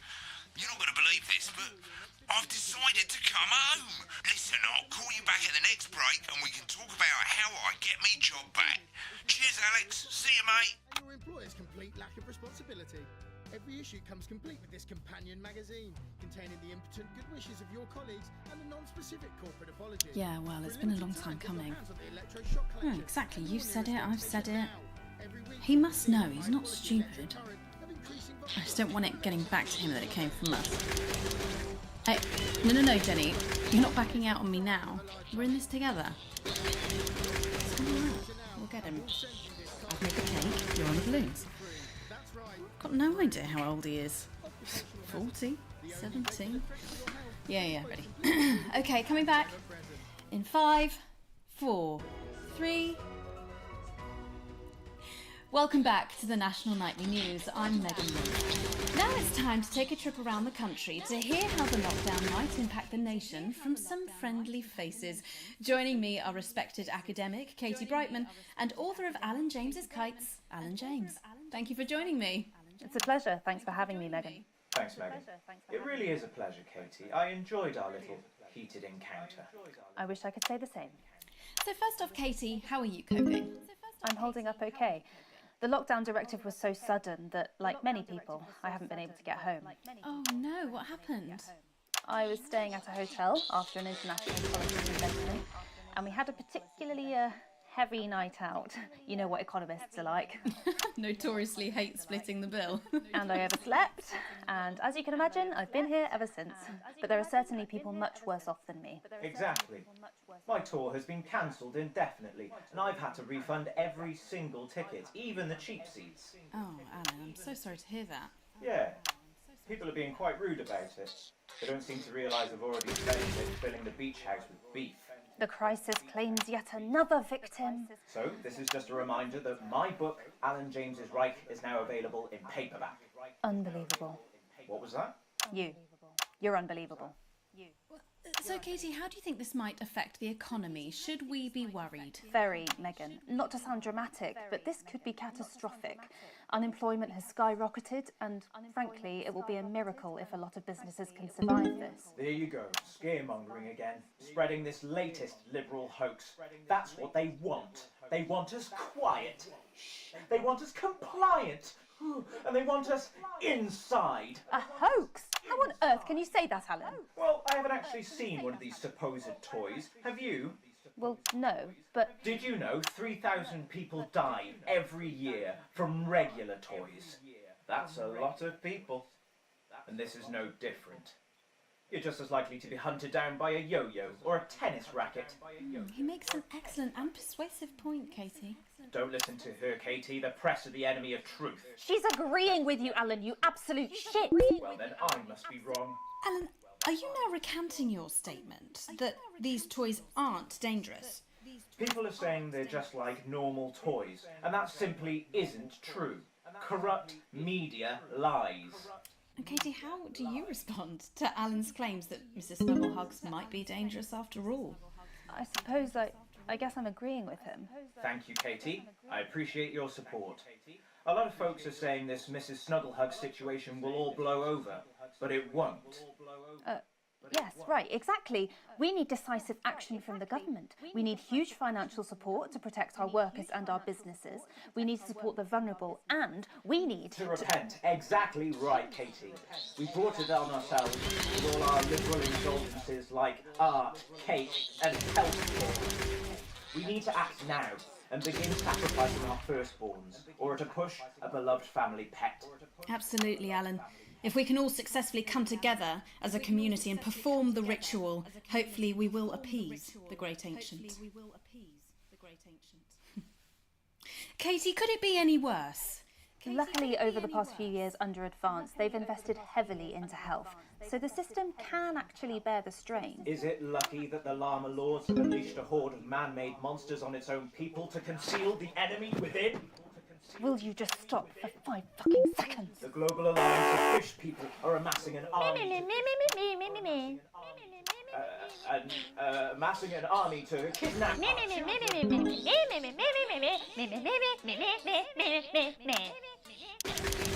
That's you. That's what you sound like. That's you. That's what you sound like. But me.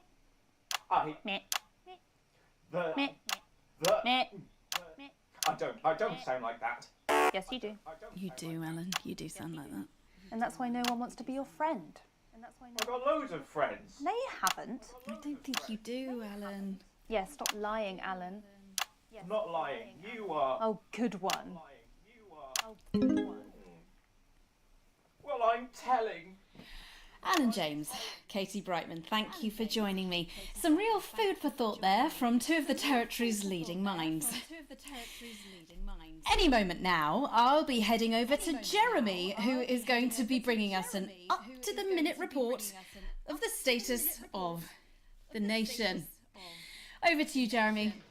Thank you for what I'm sure was a reasonable debate which really contributed to the national conversation. Next, out on the streets, someone who's always doing exactly that. It's Patrick Bannon. Are you there, Patrick? Hello, Jeremy. Yes, hello, I'm here. I'm here live. Apologies for the quality of the broadcast today. Couldn't find any cameramen or women brave enough to come and join me, so I'm out here on my own. Right, and can you tell us what it's like out there?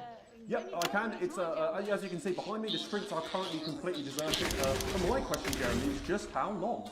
I mean, could there be danger lurking just around the corner, waiting to end the fledgling career of this young, promising journalist before his full potential is even realised? Will he die, underappreciated by management, and frankly, if you ask me, very, very much underpaid? I don't think there's any danger of that, Patrick. What's that on your jacket there? Oh, that's actually a sponge. What I've done here is made a snuggle-proof jacket, Jeremy. The network didn't bother sending me any PPE, so I've been forced to improvise. In fact, showing the sort of resourcefulness that would make me an ideal candidate for, I don't know, for example, an anchor position starting whenever they'd like.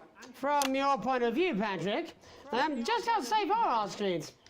Not safe at all, Jeremy, not safe at all. I'd recommend people staying inside, following government advice and not putting themselves at any risk at all. Unless, of course, like me, it's for groundbreaking journalism reasons. Mm-hmm. And just where are you, Patrick? I'm in the street, on the street. Which street? I think I'm struggling to hear you, actually, Jeremy, there. Which street? Which street are you on? Oh, which street am I on? Oh, God. I'm just looking for a sign. There it is. I'm on Bannon Avenue. Bannon Avenue? Yep. Bannon Avenue. Yeah, no, I can hear you fine. Yep, I'm on Bannon Avenue on the sign, it says there. Like Patrick Bannon? Oh, yeah, that's strange. That's a weird sign. I don't know what's going on there. Where are you really? I'm on Bannon. Alright, fine, I'm not on Bannon Avenue. I'm at home, to be honest. Alright, fine. Well, I'm in my bathroom, technically, but, you know, I couldn't face it, to be honest, mate. It's, you know, it's terrible out there. I don't want to go outside. They're everywhere. I'm sorry for lying. We don't expect any less of you, Patrick. Can you hear that sound? What the hell's that? I can, yes. I'm no expert, Patrick, but it sounds unmistakably like a tiny fist tapping on your door there. Oh, fuck, it does. Oh, fuck, Jeremy, shit, no! Oh, bollocks. Perhaps there's a small queue of tiny fists, each wielding a different gendered household implement, ready to bash in the heads of lying little roving reporters. But you're lying, aren't you? Oh, shit. Fucking, listen to me, you bastards. If you're out there, just to piss off, you little fucking snuggle fuck. I'm too talented to die. Oh, too talented. What the fucking hell? Okay, it's fine. It's fine. Oh, God. Don't worry, Patrick. I'd say you've got a few seconds before they break their way in there and finish you off.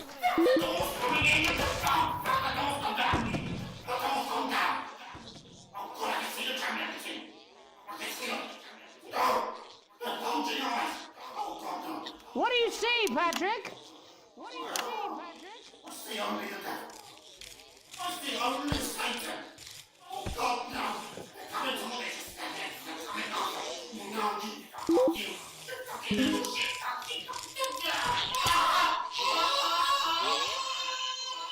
Thank you, Patrick, for that report, showing the nation, and more importantly, management, just where you belong. It's time for another break, but when we come back, we'll be hoping to take your mind off the world for a little while, and who knows, maybe even bring you a few smiles. Join us after this. You're damn right. Yeah, I had them delivered. Yes, to Bannon Avenue. Your children are out. All right, mate. Dave here. I've run into a few problems getting back, although not as bad as yours. Looks like you've got one loose in the studio. Whack it on the head if it gives you any trouble. It's pretty bad here too, mate. They've got on board. Captain's down. Worse, chef's down and we're out of rum. Not sure I'm going to make it to sobriety or dry land. If I had a missus, I'd ask you to tell her that I love her, but to be honest, I've kind of pissed my life away, mate. Still, at least I'm outdoors, eh? Or abandon them to a life of shame and mockery and eventual death on the streets. So you sent them to fly with us instead. No, I'm not. I'm not going to. I don't have to. Know what's lurking in the water. No, you're being a child. I'm not. Go-getters. I'm not. We can't. I'm not. No? No. Oh, 5, 4, 3. Welcome back to the National Nightly. Well, welcome back anyway. We know isolation isn't easy, so finally tonight we have something a bit different for you. Even though some people felt it's not our job to entertain the public with absolute nonsense, other, more important people overruled those people. So it's time to find out who will National Nightly win and who will National Nightly lose. So, how do we play? Well, joining me is a man who knows all about playing. It's Tommy Harris. Hello, Tommy. All right, Johnny. It's good to see ya. And how are you finding the lockdown, Tommy? What do you mean lockdown? The enforced isolation of everyone in the country. Ah, yeah. I think I heard about that, actually, yeah. You're in bed, Tommy? Yeah, you called during nap time, so... Of course, that's my fault. So, why don't you tell us how the game is played? Well, it's pretty simple, Jeremy, you sausage. I'm going to ask contestants from around the territory 3 questions about what else, yours truly. And those people are going to get a chance to win a very special prize. And what are they playing for, Tommy? Drum roll, please. Drum roll, please. Jeremy. Oh. Jeremy. Thank you. This. Is that... What is that? It's my athletic support, Jeremy. Oh. But I've signed it, so... Oh, well then, what a fantastic prize. Have we got anybody waiting to win this once-in-a-lifetime prize, Jimmy? I believe we have Angie on the line. How do you feel about winning this man's old pants, Angie? I've never been so excited, Jeremy. And can I just say, I love you. Both of you. Well, you've said it now, haven't you? Oh, Angie, I love you. In a way. Tell us about yourself, Angie. Well, what can I say? My name is Angie. Always has been. I'm a human woman. and my dental hygiene has been described as acceptable. Brilliant! Right, well, shall we get this shambles underway? Absolutely, John. Can I get 30 seconds on the clock, please? We haven't got a clock. Yeah, I did ask for a clock. So, Well, why don't you start, and I'll stop you when it inevitably becomes unbearable to watch. I love it. All right, here we go. Time starts now. Question 1. When is my birthday? The 13th of August at 7:19 a.m. That is absolutely correct. Question 2. What? I said, what is my favourite colour? Crushed praline 4. Correct, the colour of my nipples. And finally, Angie dear, what is my star sign? That's a trick question. You were born outside of the human understanding of the cosmos. Unbelievable, that is correct. Stop the clock. Wow, that really was tough to watch. How did you do, Tommy? Well, Angie, my love, you got every single question right. Which of course means you lose and win absolutely nothing. Thanks for playing, Angie. Bye. Do we have another contestant on the line at Jelly Bean? We do indeed. We should have Sonia Artleach. Are you there, Sonia? Of course I am, Jamie, darling. Thank you for being here, Sonia. Oh, there you are, Tommy. Mwah. Let me guess, you work in theatre, don't you? Is it that obvious? What gave it away? Was it the glamour or poise? It certainly wasn't your inherent sense of humility. Tell us about yourself, Sonia. Oh, well, if you must play this game. I am a theatrical agent. I represent the likes of Rudy Beefman, Samuel Coffeecup, and Jodie Carpetburn, amongst others. And how's the lockdown affected you, Sonia? Well, they may have closed the theatres, shut the studios, and boarded the cinemas, but they won't get me that easily. How are you managing without any work? Due to a savvy clause in all of my artist contracts, I am able to claim my 15% from their unemployment benefit. Wow, that certainly is sharp. Standard stuff, standard stuff. And can I ask, where are you speaking to us from? Well, I work from home, you know, to keep costs down. And who's this? Oh, well, you know, when they gave the order, I was actually mid-meeting with a client, so we've been isolated together. No fucking way! What the fucking fuck? Is that Tommy Harris? I'm a huge fan. Can I just tell you how bloody brilliant you are? Actually, Jeff, we're about to play a game, aren't we, Tommy? We've got time, Well, if it's not too bold, I think I am in love with you, Mr. Harris. No, it's not too bold. That's all right, don't worry. Hey, I'd love to show you some of my stuff. I've been working on some new shit. Well, at least you're already aware. During lockdown, we've been workshopping some of Jeff's ideas for much younger children, haven't we? People still let you near their children, do they? Yeah, that's right. Yeah. I've been developing some shows for younger children. Well, we'd love to see it, wouldn't we, Gerbil? Absolutely dying to. Right, so, what do kids love? Timely child support payments from their absent fathers. Shallow and overproduced musical numbers? That's right. Animals! So, I'm trying to address the things that kids need to know, but through a medium that they'll understand. Do you understand? I think, yes. I think so, yes. Jeff's one of my best clients, aren't you? I am, yeah. So, the first one we've been working on is called The King of the Jungle's Mortgage Repayments. It's about a lion who's having problems with his interest rates. I see. Does he have a broker? He does, yes. He's a porcupine. How did you know that? Well, your work is universal, darling. It speaks to people. I'm going to say something to you, mate. I think you're onto something here. Oh, the bear! Oh, yes, right. This one is much better. So, this one tells the tale of Mr. Bear. Now, Mr. Bear is a very sad bear, because all of the other bears don't think that he'll amount to much, and they tell him that his plays are lazy and derivative. I think you're onto something there. Now, Mr. Bear is a tragic figure. Picture this. He's at his lowest ebb. The trees are closing in. He can't even face his salmon, can he? But then he meets someone that will change his life forever. This is fucking gripping. That's right. He meets a wise old octopus who takes him under his wing and says, "No, Mr. Bear, don't be sad. You're not like all the other bears. You have this ambition and these dreams." Such fucking dreams. I think I love you, Jeff. And what you need to do, Mr. Bear, says the octopus, probably doing an 8-armed gesture or something.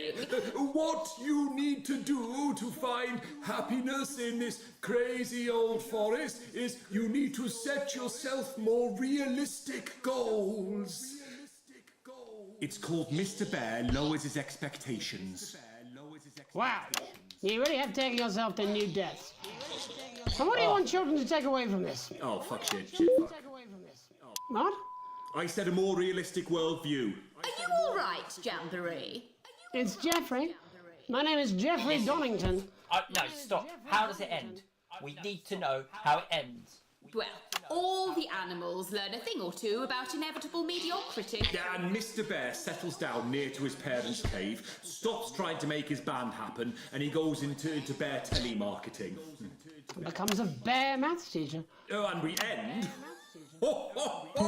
we end on a big musical number. Oh, there's dancing. It's very repetitive, so it's catchy but not too challenging. Well, if you like, I could go and get my boombox. Yeah, I might be able to... Hang on, can we get Angie back? Why not? The more the merrier, as they say at orgies. Right, I'll just fill then, shall I? Coming up in a moment, it's the world premiere that nobody saw coming. Right. Or wanted. At all. I can only apologise in advance for what we're all about to endure. How do you turn the fucking thing on, though? Well, there's all sorts of creatures down on Dangly Doodle Farm. Like wise old Mr. Octopus with way too many arms. There's Mr. Pig and Mr. Cow. They're always in good moods. But that's 'cause they don't know they'll soon be sliced up into food. Mr. Bear, what's that over there? That's where your hopes go to turn into despair. Mr. Bear, what's that over there? That's where your dreams go to die. Mr. Raccoon wants to go to the moon. He'll end up as a bus driver soon. Mr. Porcupine thinks he'll read the news at 9. He'll end up as a janitor who stinks of turpentine. Mr. Ape got sent down for rape. Didn't work out he was innocent till he was 88. Mr. Bird flew south, superstardom on his path. Ended up on the end of a belt with an orange in his mouth. Oh, Mr. Bear, what's that over there? That's the place your mummy pushed your daddy down the stair. Mr. Bear, 6 months in intensive care. That's why the bitch has to die.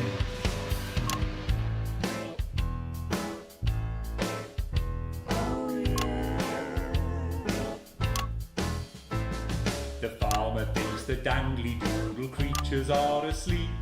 But Mr. Bear's a swinger like the pigs and cows and sheep. He visits every pen and sty and always brings the fun. And jerks off Mr. Quackington, who's always first to come. He fingers Mr. Badger's bum and Mrs. Donkey's quim. Then he frogs with Mr. Chicken till they both are quite done in. Then he runs around the farmyard trying to shove it where it fits. And ends the night by porting over Mrs. Badger's tits. There's never a dull moment down on Dangly Doodle Farm, kids. Mr. Bear, what's that over there? That's the sound of maggots growing underneath your hair. Mr. Bear, what's that over there? That is your friends in a pie. Yum, yum. Mr. Bear, what's that over there? That's a giant spider in the shoe you want to wear. Mr. Bear, what's that over there? That is the end that is nigh. That's where your friends go to lie. That's how you'll scream when you die.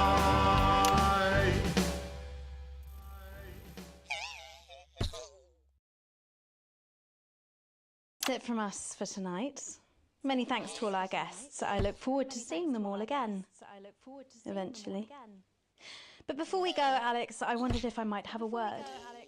You see, I've had my eye on you, friend, and I've got to say I'm not liking what I'm seeing. You keep letting me down, chum.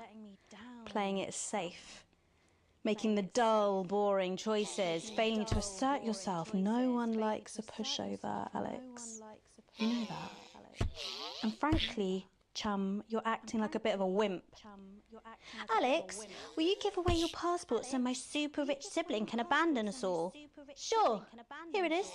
Pathetic. Can I have the money we need for food so I can go around the continent on a jolly? Sure, Susie. We can always eat your grandma when we run out of food. Wouldn't it have felt better to take charge?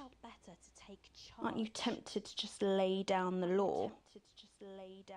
You know what's hot, Alex? Other than me, obviously. Confidence. Power. Control. We're all drawn to it, like rats to the piper. Don't you care where your son goes at night? You will when you find out. Look, far be it from me to try and lead you down the dark pathway, although sort of is my whole raison d'etre. But imagine, just for a moment, that none of this was real. It was just some stupid game where you could just do it all over again if it all went wrong. Imagine if Sam and Charlie and Susie were just characters. Wow. Think of all the fun you could have. Just being bad, you know. For the hell of it. My name's Megan Wolf. Have an evil night. Ugh. Jen, I'm just gonna go smoker. Okay, can you get Bozeman on the phone? Babe, I don't care if this is a dream, a bad trip, or a shock-induced coma. I did not sign up to be dressed like a slag, doshing out wristies for a 20. All right, I'm a professional news anchor, not a fucking bogan. It's bad enough that he makes me do that unconvincing accent the whole time. I mean, look at this. My skirt's so short you can see my jute. Alex, wake up! Why don't you wake up? Wake up, Alex! Alex! Wake up! Wake up! Wake up!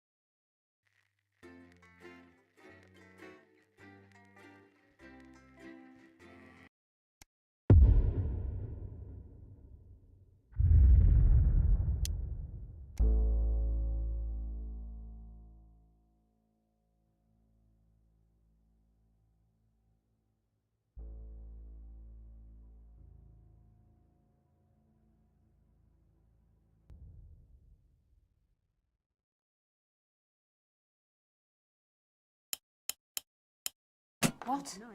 You're fired. What for? Facial sabotage? Jenny? Problem? I want her fired today, now. Don't worry, Kath, it'll be all right. No, it won't be all right, Kath. Pack up your weapons of optical destruction and get out.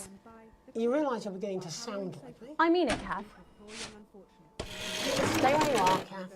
Jenny? This is not Jenny's decision, Jeremy, or yours. It'll be all right. I'll talk to Boxman. Oh, good. You can tell him I'll return his wife's casserole dish at our dinner next week.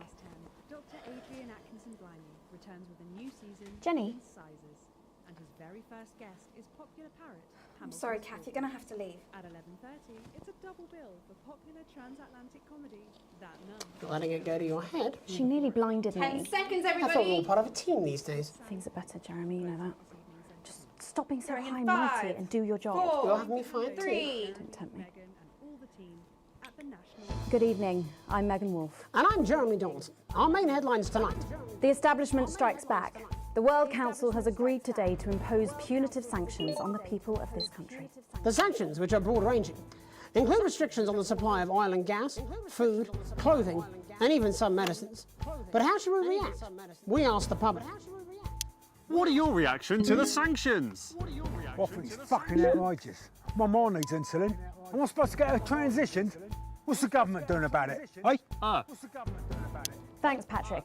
Fascinating stuff. Thanks, Patrick. Popular Prime Minister Julia Salisbury has released a reassuringly brave statement in response to the World Council's controversial announcement. This international declaration is nothing short of outrageous. We are a democratically elected government with massive popular support. We do not recognise these sanctions, and we encourage other socially progressive nations of the world to both resist and ignore them. Advance have struck fear into the heart of the international community by showing that it is possible to have radical change for the betterment of the many. And whilst I wish we could improve other countries as much as we have our own, we do not rely on the help of others to thrive. This country is entirely self-sufficient. We are a team, now more than ever. And this team is on your side. Thank you. Defiant stuff.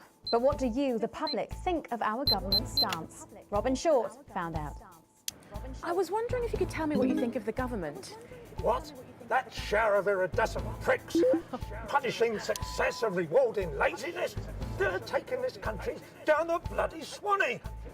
And it's not just me that thinks so. My wife Iris, she agreed. Putting the grown-ups to shame. An award today for Camp Busyfingers, which continues to break all production expectations. A slightly dazed-looking Sophia Remington presented young foreman Alfie Plank and his team with a certificate, statuette, and a moderately generous tuck shop voucher. So, how do the public feel about the Youth Employment Opportunity Scheme? Patrick Bannon again. What's your opinion of Camp Busyfingers? What do you think my opinion is? Should be banned. It's bloody child labour. Is that what you like, is it? Children being exploited? No, I don't. A momentary lapse of reason. Commuters across the capital found themselves somewhat bemused by the latest stunt by controversial protest group Disrupt. In a baffling start to the day, commuters found performers outside every major station, all dressed and posed identically. Whether we're supposed to be amused or intimidated is anybody's guess, Jeremy, but most commuters didn't even stop to notice. Well, as long as it's not some grand contemporary dance, it's probably harmless. But how do we all feel about Disrupt and their eclectic tactics? Robin found out. Can I ask your opinions on Disrupt? Are those the guys in black with the orange fist thing? That's right. Can I be honest? Of course. This is journalism. They scare me a bit. Feast or famine. Resourceful doctors David Wong and Ingrid Swansborg and Horgansford today announced their first successful harvest in Dante's taint. Although they can currently only grow a few fungal strains, the scientists seem to be staying positive, as the following picture shows. The undauntable scientists chose to try and survive in the cave system while the complex rescue operation inches forward up here on dry land. Let's hope they're like Stroganoff. But with Advance planning to spend an eye-watering amount of public money on the rescue craft, We asked Patrick Bannon to find out what we should all be thinking about the accelerating costs.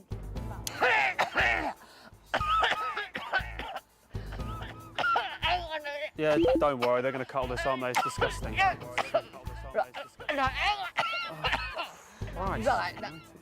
Oh, Jesus, wept. Have you thought about quitting smoking? Right.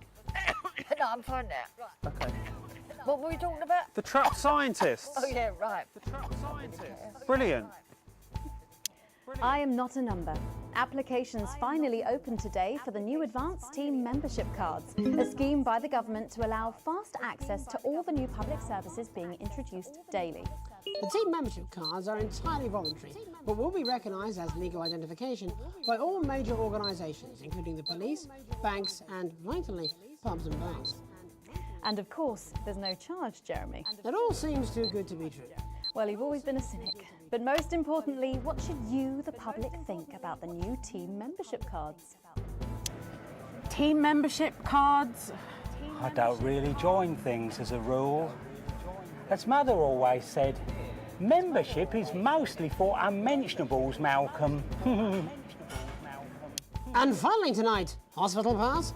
New images reach us today of brave Johnny Handsleeves and his doting partner Tiffany Lamore in their ongoing struggle against his horrific mystery illness.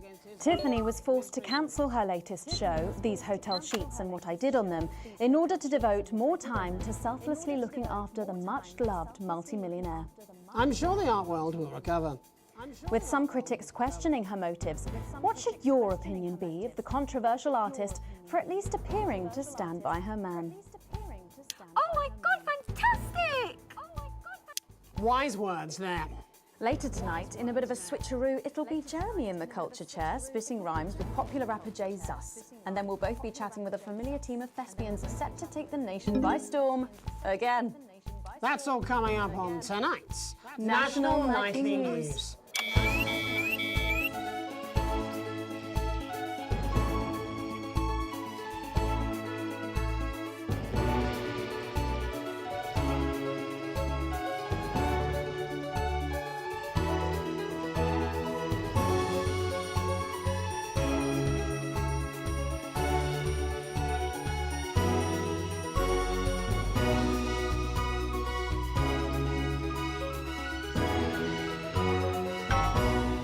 Tonight, thankfully, some news as we return to our main story.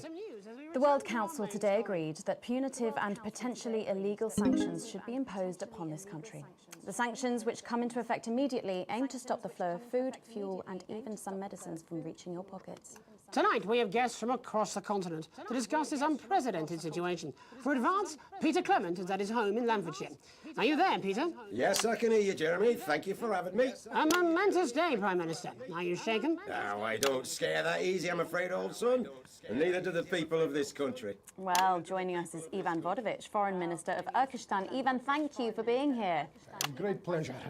You, Megan Wolf, are like strongest guard at Labour camp who wake up inside body of crazy, expensive prostitute. In my country, you will be worshipped as a god. Okay. Minister, as one of those arguing most strongly for these sanctions, how do you feel about Advance's defiant stance? Advance is like man who's thinking of a big career in movies land, when actually he in dirty sanitarium, screaming at mirror and holding tiny penis in hand. He's clearly not from Svenland, then. We have like some of the cleanest mental health facilities in the continent, yeah? And welcome to Svenland's Minister of Mojo, Björk.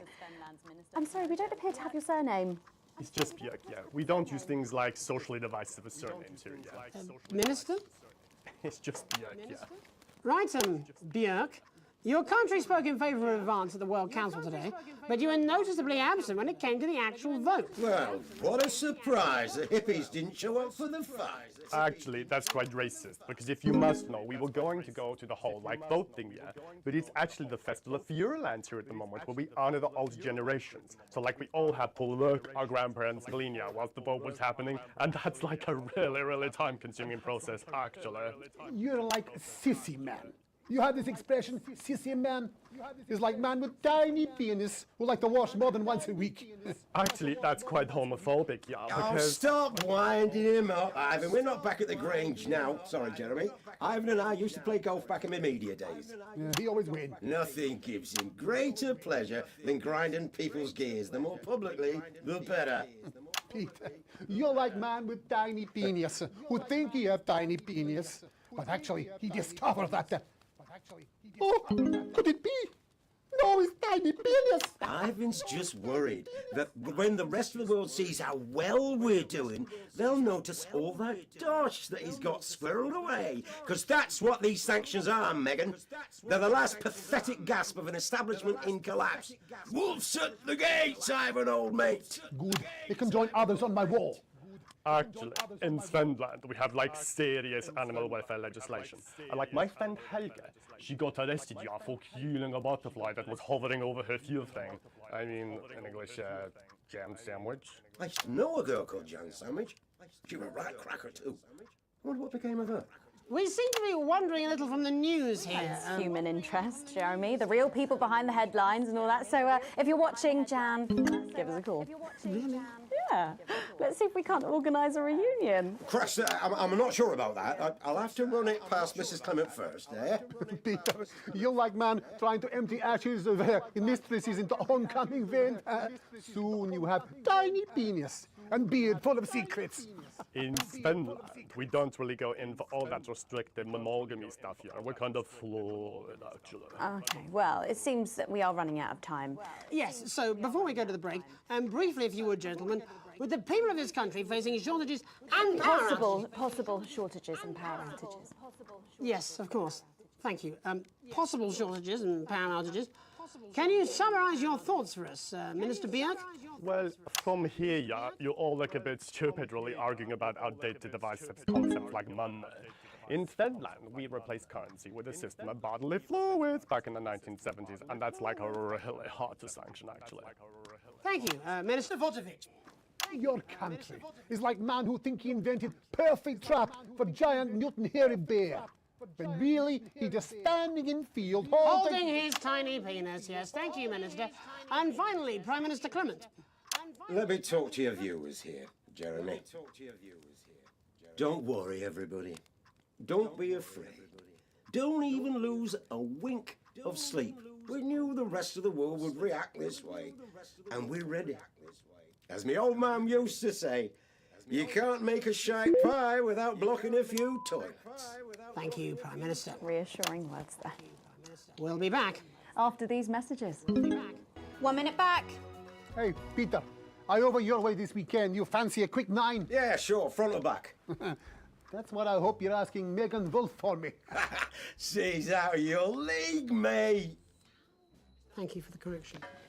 Well, you have to be more careful. It's all part of his long-term plan to get fired live on the news at 6 in front of the nation. Can someone warn him it's going a little too well?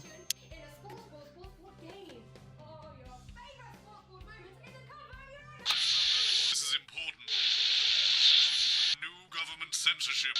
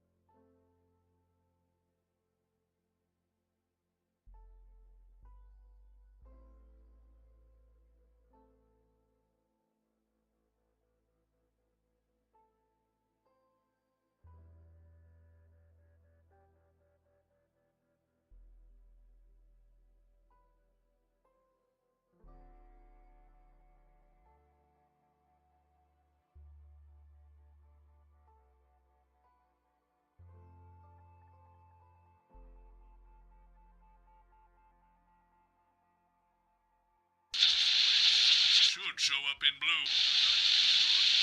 Same as regular censoring. Keep an eye out for the advanced blue waveform.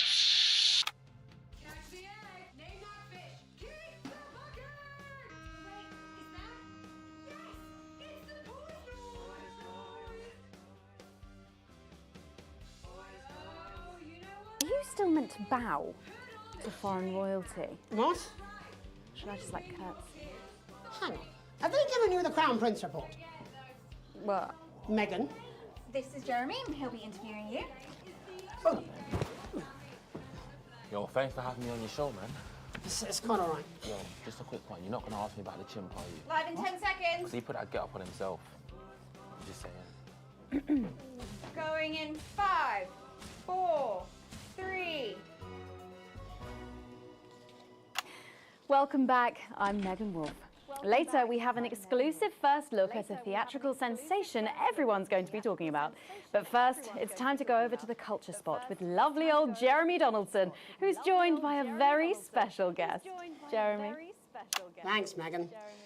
I have the honour and privilege of being joined by hip-hop royalty. He's been called the son of the streets and the father of truth. Not sure how that works, but whatever. Let's welcome Jesus! Thanks, Jeremy. Yeah, it's a real honour to be here on your show, The News. You know, as a kid on the streets, I used to watch you through a window of the shop, so to be here right now is crazy. You've had quite the journey to be here today. Can you tell us about it? Well, you know, I try not to, well, you know, the past is the past, and I don't like to dwell on it. I understand. You But yeah, man, the streets is all I remember. Like, my mother donated me to a charity shop soon after I was born. Elderly lady took pity on me. You know, she let me sleep on a pile of crime fiction until I taught myself how to walk. Wow, that's quite the childhood. And she died, died tragically. Right there in my arms, man. You know, I remember a tear falling as she laid there next to the used homeware. And in that moment, I became a child of the streets. I was just 18 months old. What a tale. What a tale. You're known for your direct and honest lyrics. Was your style informed by your troubled past? Oh, like I said, I try not to talk about it. It's just, it's just too hard. Of course. But my first album is about the story of the first 4 times I stole, so I wouldn't starve. A small group of infants came to see me as their de facto leader. They call me Mr. Cheese Slice. Anyway, we were like a family. So it would seem. Recently, you've been quite outspoken about the government. Yeah, fuck the government. Fuck Advance. Fuck Peter Clement. What is it that you object to so vehemently? Well, you know, they stole from us. They're taking our money and spending it, man. Redistributing it. Actually, homelessness has been all but eliminated in the last couple of months. So? Surely that's a cause close to your heart? Yeah, nah, of course, man. Very much so. I just mean, like, why do I have to pay for it, you know? You don't. People have been rehoused on property seized from the historically wealthy. And that couldn't have been you, could it? Look, yeah. I worked hard to be here. I built this from nothing, and I deserve to be rewarded for that. Would you say you worked harder than, say, a farmer or a care worker? I don't know. But if people are taking something from my music, choose to value it, buy it, who's to say I don't? And no one can take that away from me. Not even to help, say, vulnerable children? Mr. Cheese Slice? What is it you're trying to say? I just don't understand where you've placed yourself politically. I mean, is it ideological or is it tactical? Well, it's more of a... Or maybe it's hereditary. Stop trying to tie me in knots with your words, Jeremy. I let the music speak for itself. And the people agree with me. Well, that remains to be seen. But you have given me a very easy segue out of a conversation that I promise you was much more painful for me than it was for you. So here he is with his hit song, Mrs. Ludlow's Tears. Oh, no. I'm going to do something a little different. It's a new single I've been working on. Oh, so this is unapproved, is it? Yeah. You love it? Excellent. Don't worry, we've got a state-of-the-art censorship system. What's the worst that could happen? So here he is with a new song. Aren't we lucky? It's Jesus! First, you're gonna pay up. You're gonna pay back.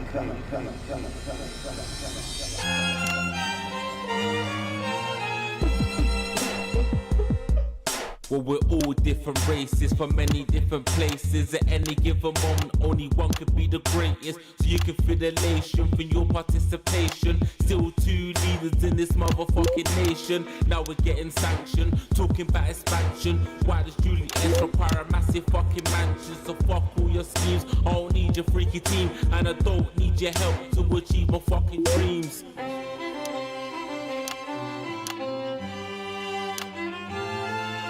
So don't make a fuss when you find you're one of us. Get every single one of you's a bit Jesus. And you can call me crazy, cause no one ever pays me. But I won't waste a lifetime being motherfucking lazy. I may be inventive, my taste may be expensive. But why would I get out of bed with no fucking incentive? Although it's contravention of your obvious intention. I like to eat a little of the fruits in my invention. You make us the same, but we're not all the same. All our dreams, all our schemes, all our means are not the same. The best of the praise of the press of the wave. Cause we're only equal people when we're motherfucking slaves. Take this fact, gonna stain it red. Gonna slam it into Peter Clemens' motherfucking head. Cause he's thick as shit, he's got a job he's unfit for. It's time to spawn a couple with a motherfucking pitchfork.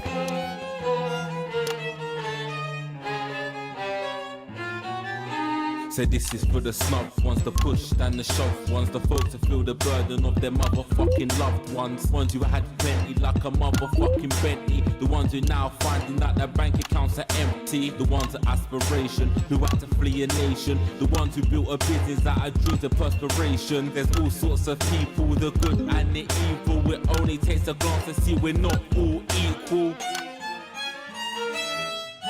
You make us the same, but we're not all the same. All our dreams, all our schemes, all our means are not the same. And the best of the praise of the press of the ways. Cause we're only equal people when we're motherfucking slaves. Gonna take this fact, gonna stain it red. Gonna slam it into Peter Clemens' motherfucking head. Cause he's thick as shit, he's got a job he's unfit for. Time to spawn a puzzle with a motherfucking pitchfork. Get out of your seats, get your asses in the streets. Set a fire in the building, let them feel some fucking heat. Say you hate to go getters, you're squilling bit letters and burn them on the powers of advances fucking letters. Gonna take this fact, gonna stain it red. Gonna slam it into Peter Clemens' motherfucking head. Cause he's thick as shit, he's got a job he's unfit for. Time to spawn a puzzle with a motherfucking pitchfork. Chase that dream, you don't need a fucking team. And advances, little dances aren't as harmless as it seems. Cause they're stale and corrupt, then you're angry or right. Then your hearts and your minds and your fists to destruct.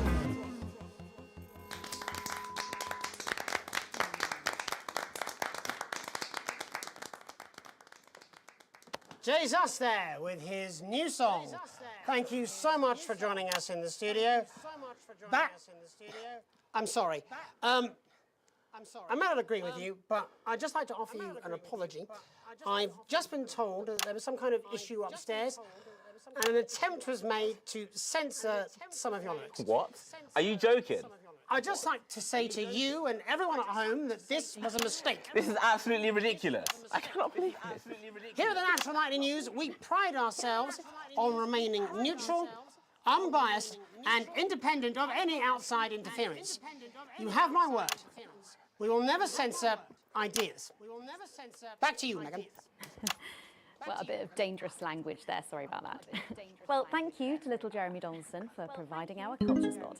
Coming up, we'll be speaking to a couple of familiar faces about their upcoming dramatic outing. Don't go away. We'll be right back after this. That's the ad. Just a reminder, fixing that old VCR. No, it's ridiculous. Past that break. This is just a mix-up, I'm sure. Now, if you come with me, I really do have to ask Oh, you to trust leave me. it. My father's going to hear about this. I understand. This is unbelievable, Megan. I don't know what you're talking about, Jeremy. Trust me, I haven't spawned. Let's listen in on a couple of genuine real parents. Janet, Wait, what happened to you? It's the children, Brad. I'd never say this in public, but sometimes I just want to kick their little faces in. Every night, I dream of choking the last tiny breath out of little Frankie. But when I wake up... Oh, here we go. Oh, shut up, stop it. Look at him. If we could just get you in position. Oh, say no more. Say no more. Megan, Jeremy, you remember Mr. Algebra? Vividly. And Mr. Harris, and this is Ms. Radin. What? Philippa, please. We're back together again, eh? Who'd have thought it? Perhaps a lower order demon. Yes, it is awfully exciting, isn't it? Right, okay then. We're going live in 10 seconds, opening on camera 1. I'll never be stupid enough to breathe. Sorry. I'll always offer hope to those who do. 5, 4, 3. Welcome back, and no, you're not mistaken. Sitting across from us are some very familiar faces. You really are too kind, Megan. It was only a yogurt commercial, but I'm still proud of it. Here to talk about his new show, we're joined by National Treasure Tommy Harris, the National Theatre's Philippa Radin, and National Deficit Jeff Algebra. It's so lovely to have you all. Tommy, would you like to tell us about the show? You know what? I'd bloody love to. It's about me. It's about my life. And where did the idea come from? So, right, picture this. Their legs akimbo, mid-session, sweat is pouring out of me like an immense hog. And then Cindy comes in, she says, Pete's on the phone. That's Peter Clement, the Prime Minister. Yeah, Pete's actually a really good mate of mine. Oh, is he really? Yeah, no, he comes to training sometimes. He's actually a pretty good goal sweeper. Anyway, so, yeah, Pete, he says, Toby, he thinks my name's Toby, see?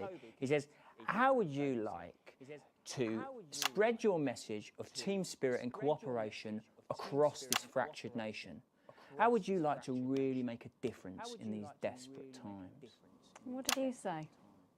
Yeah, right, yeah. So, Jeff, the question on everyone's lips is, what in God's name are you doing here? Well, after the success of my debut work and all the people that I've touched, I knew that I had a career in theatre. Yeah? I've always been an admirer of Tommy from afar. So when my manager phoned and said that I'd been offered the gig as director, I was ecstatic. I whipped my trousers off and got straight to work. Why did you do that? I do all my best work with my trousers off. Yeah, I've been told that too. No, I wouldn't say so. Right, Tommy, sorry, would you just give us a sense of what the show is actually about? It's about how hard it's been for me and some of the struggles that I've faced. It's like really getting to the heart of how tough it is to be me. I call it Tommy Harris, Jesus, that was hard. Catchy. We actually have some clips of the process of the show. Would you mind telling us what's going on here? Yeah, so the show is built around two things that are very important to me. It mixes scenes from my life as well as epic fantasy retellings of scenes from my life. But Dad, you promised you'd come to my graduation. I'm sorry, son. You're an embarrassment. But Dad, you promised you'd come to my graduation. Back, demon! Back to the hells! Back to the hells! Philippa, what's it been like co-starring with Tommy Harris? I've always dreamed of treading the boards at medium-scale regional theatres, Megan. And for once, this show really gives me something to sink my teeth into. What's different about this show, then? Tommy, Mr. Harris's show really lets me show my tremendous range as an actor. I've always suffered from typecasting, forced to play the same tired characters in every god-awful yogurt advert or godforsaken soap opera or, God forbid, a pantomime. But, you know, this show has really let me just go there. Jeff, the viewers at home will be dying to know exactly what is it that you bring to the show? Good question. I think these guys would agree with me when I say that it's my steady hand on the tiller, my arm round the shoulder approach that's really brought the production from strength to strength. Absolutely right. Jeff's contributions are immeasurable. He was our rock. Can you give us a sneak peek of anything else that might be in the show? Yeah, all sorts, yeah. Yep. We've got lots of exclusive first-hand experiences of Tommy's time in the underground sports board scene. And some epic fantasy retellings of Tommy's time in the underground sports board scene.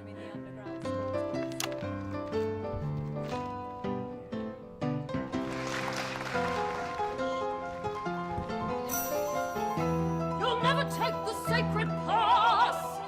And am I right in saying this was officially commissioned by the government? Yeah, all paid for by the taxpayer, which, you know, to be honest, was actually a lifesaver, really. Yeah, I think it's fair to say that without Advance's support, we'd have had to cut the finale. Which frankly would have been a travesty.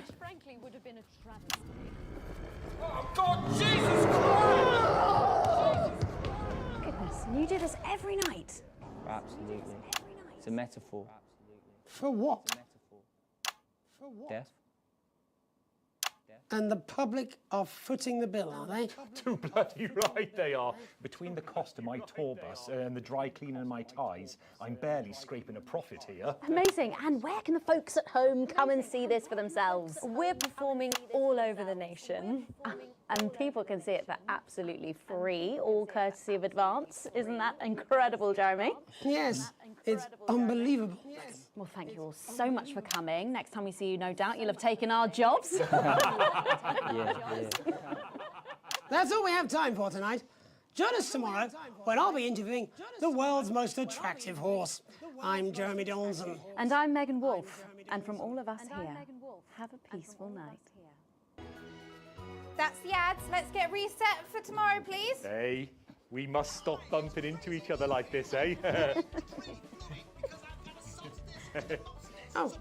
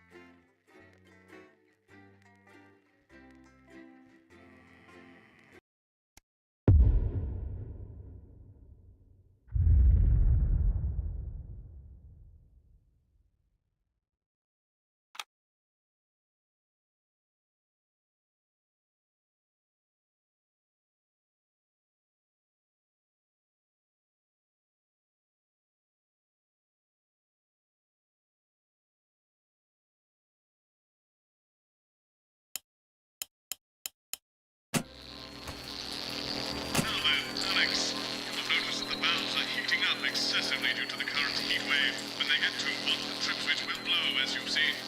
Once things have cooled down and the trip switch is back to normal, you can get the power back on. You should keep the fan pointed at the correct valve by aiming it up and down. The middle gauge when you're facing the screen will warn you, so keep an eye on it. Also, maintenance tells me that the fan power switch occasionally turns off for no good reason, so keep an ear open for that too. I'm sure you've already worked all this out though, Alex. You're a rising star at this network and we're all very proud of you.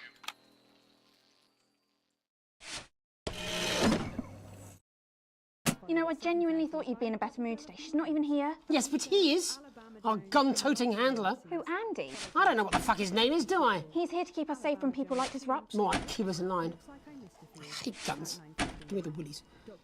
10 seconds, everybody. So, we've got any actual real news tonight? Well, the world's on fire. That good enough for you? Going in 5, 4, 3. Let's go over to Jeremy Donaldson for the national. Good evening, I'm Jeremy Donaldson. Our main headlines tonight. Siege mentality. The World Council today established a military blockade to enforce the unjust and punitive sanctions now entering their 10th week. In a statement from team headquarters a short time ago, Prime Minister Julia Salisbury issued a commanding response to this unprovoked escalation. Ever since these illegal sanctions were imposed, we have gratefully relied upon trade and aid from our worldwide friends who, like us, refuse to recognise their legitimacy. Today's escalation, however, is nothing short of an act of war. We call upon our international allies to condemn this blockade absolutely, and we warn aggressors to this country that we are neither meek nor defenceless. Thank you. Popping the question, sickly striker Johnny Handsleeves has finally asked his long-term partner to marry him. With his girlfriend Tiffany Lamore standing by him during his long illness, it seems Johnny may have finally turned a corner. Now, as this candid photo shows, it seems he's well enough to propose to her from his sickbed. According to a source close to the couple, Tiffany was delighted that her poorly partner wanted to become her happy hubby. In a joint statement, the couple said they hope to break the record for celebrity marriages, which currently stands at 12 days. In it to win it, exciting news from Advance today with the announcement of a new monthly prize draw for all team membership card holders. Every month, lucky winners from across the country will be picked at random to receive what Team HQ are describing as unique prizes worth more than money used to be. Take-up on the scheme has been much higher than expected, and if this lucky winner's delighted face is anything to go by, it looks like pretty soon everyone's going to have one. Soldiering on, despite universal criticism and threats of legal action, the CEO of Remington's Fist insists she will be continuing the controversial Junior Employment Opportunity Scheme. Sophia Remington has courted controversy throughout her short career, but the continuation of the program, described by many as a child labour force, is a low point even for her. Unsurprisingly, Sophia emerged from an emergency resolution meeting looking extremely troubled, telling reporters, "It all came as a real shock. I thought people hated children as much as I did." The cost of a captain. The trapped scientists awaiting rescue in Dante's Taint have today been told who will be leading the expedition to bring them home. The announcement of the newly appointed captain comes amid reports that a lack of public interest has hindered fundraising efforts. However, Doctors Wong and Svorsborg and Horgensvoord are said to be remaining hopeful despite financial concerns. Waiving her normal fee, the team are calling the appointment of Captain Audrey Aerospace a real boon. But how will one of the most experienced and well-respected leaders in their field handle a journey with a budget lower than an accountant's honeymoon? Life during wartime. As if we didn't have enough aggressors on our borders, internal problems are growing for the government as radical activist group Disrupt caused chaos in Parliament Park last night. Scuffles broke out after the protests, resulting in multiple arrests and the injury of 3 community cohesion officers. Advance have yet to comment. The reckless fire will certainly be remembered by all those who have seen these striking images. As their actions escalate, people across the country are asking themselves, who are Disrupt? And what exactly do they want? Other than a new box of matches, of course. All this, and I'll be talking to some people with fascinating medical conditions, as well as one of the contenders in this year's Feline Football Championship, and her proud owner. That's all up on tonight's National Nightly News.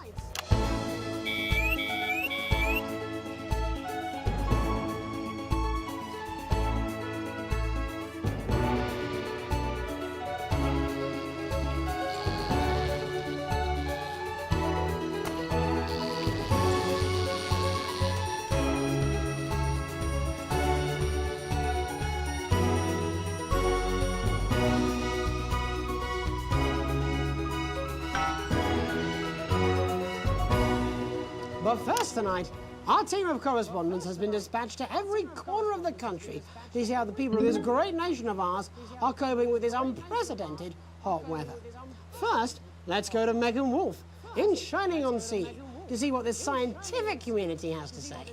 Megan, how's the weather there?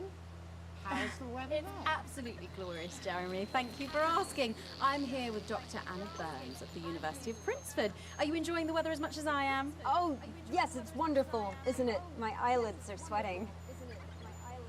And you're part of a team carrying out a study into just what's causing this unbelievable heat, is that right? Yes, that's correct. Yes, we want to be able to reassure the public once and for all that there's absolutely nothing to worry about and that they can enjoy their sunstroke and fossil fuels in peace. You sound very confident about that. Oh, very much so. I can say without any hesitation, there's really no cause for any concern here. I've actually left my car running. So tell us about this experiment. Well, we take data from weather stations from all over the world, along with atmospheric samples, and we take all that and we feed it into this state-of-the-art computer, and very soon we'll be getting a high-tech readout of the results. Blimey, that sounds very fancy. I should just say, none of this would be possible without the generous support of Rivington's Fist. This is all thanks to their unrivaled investment in our future, and may I just say, complimentary personal anecdote. Oh, here we go. And, as expected, everything is absolutely fucked. Hang on. This can't be right. Right, but obviously you said a second ago that everything is absolutely fine, so... Well, actually, under concern level, it just says, why, God, why? We should be celebrating these wonderful results, I think. Yeah? We need to evolve gills within 40 years. You look thirsty. Here it just says, shit. Look at you. This is meant to be a celebration. Can't go around looking like that. Shit. There you go, much better. Can I just say thank you again to Sophia Remington for providing all of this. Everyone, we don't have long. Time is running out. It's running out. Absolutely right. That is all we have time for. Abandon hope and return to the forest. Enjoy that. I'd like to thank Dr. Burns for just one opinion on the climate. The sea will reclaim us all. There you have it, Jeremy. Proof, if proof be need be, that everything is just fine. I'm Megan Wolf, here with science. Back to you. Megan Wolf there, attempting to do some actual news. Next, heads over to Robin Short, who's in Scritchford with some of the winners of this week's team membership lottery. Robin? Thanks, Jeremy. I'm here in Scritchford with Gary Failsafe, a janitor at the local school, and Amelia Jackhammer, an aspiring poet. Both of you were drawn at random from those who hold team membership cards to receive this week's amazing prize. How do you feel? Filled with fervent euphoria. Yeah, good, yeah. And all that we had to do was fill in a quick form or two. Wow, that sounds so convenient. But we're all dying to know, what have you won? That's right, Robin. I've won dinner with Julius Salisbury at one of the capital's top restaurants. Ooh, swanky. And I've been invited to Peter Clement's house to help him dredge the gutter in. That's absolutely terrific. You must both be over the moon. I've written a poem about it. So, can you tell me about the moment when you first heard the news? Well, I was battling against a particularly difficult floater, probably one of the sixth formers, when the headmaster came and found me. I was involved in a similarly brutal conflict with a particularly arduous stanza. So you were both polishing turds?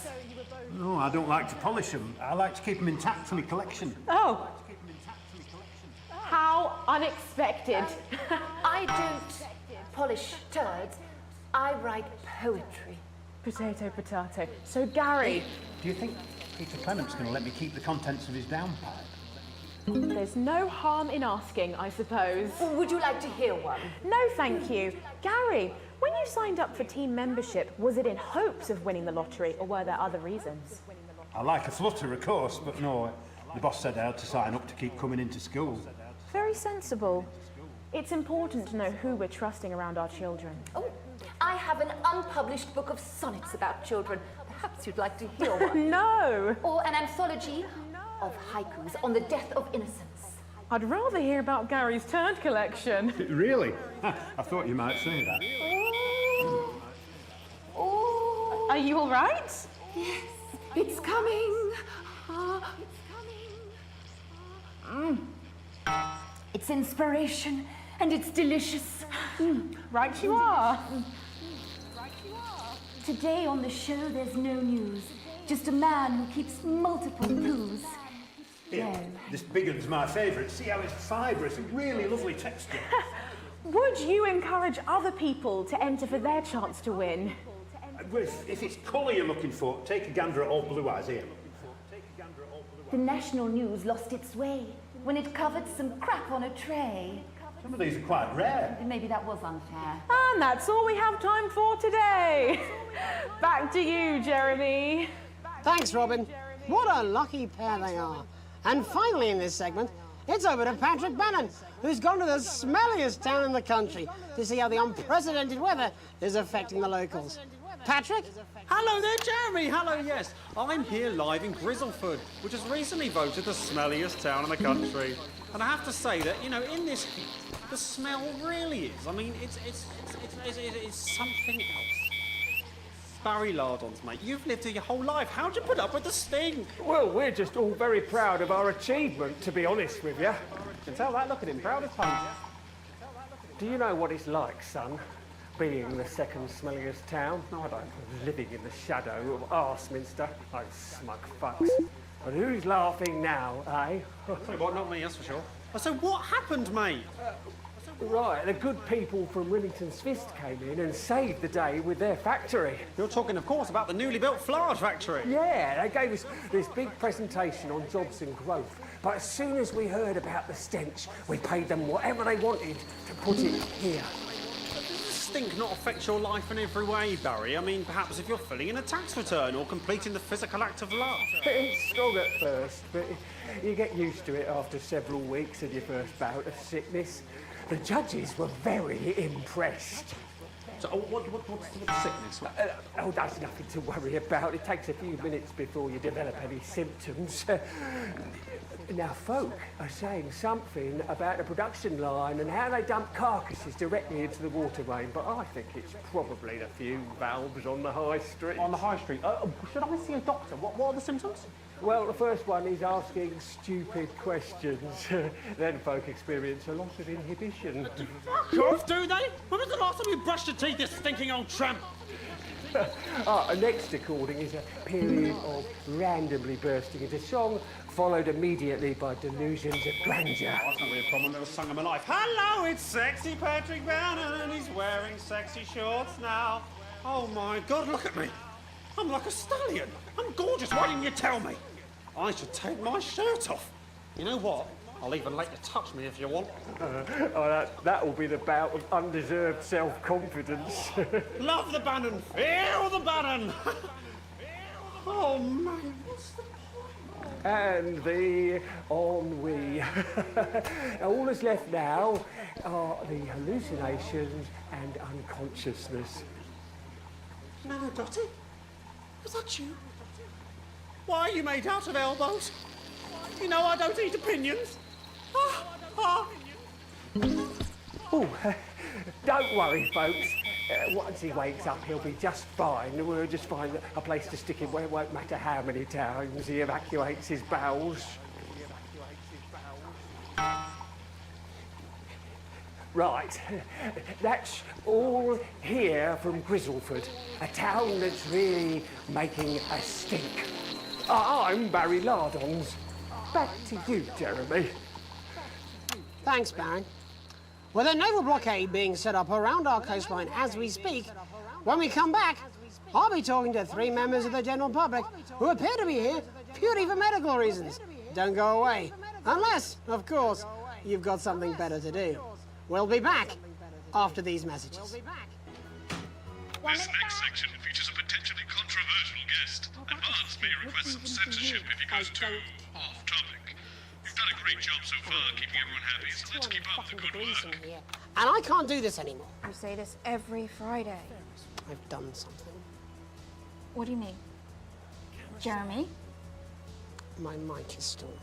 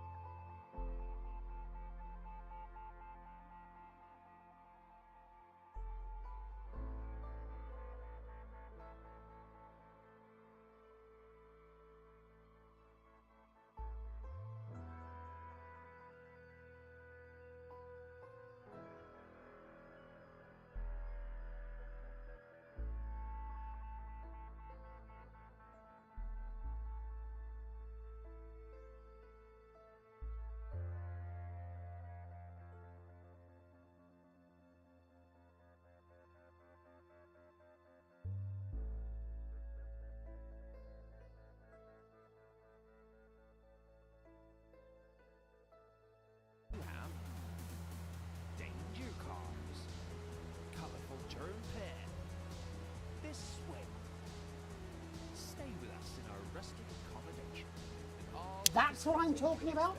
Cat football? We should be doing an interview with the War Minister, or a report from Grantham Downs. Even the weather would be more fucking relevant than this. Jeremy, please, just breathe. It's just something light to keep people's minds off things. Exactly, which is wrong. People's minds should be very much on things. Christ, it's so fucking hot! Please take your seats as quickly as you can.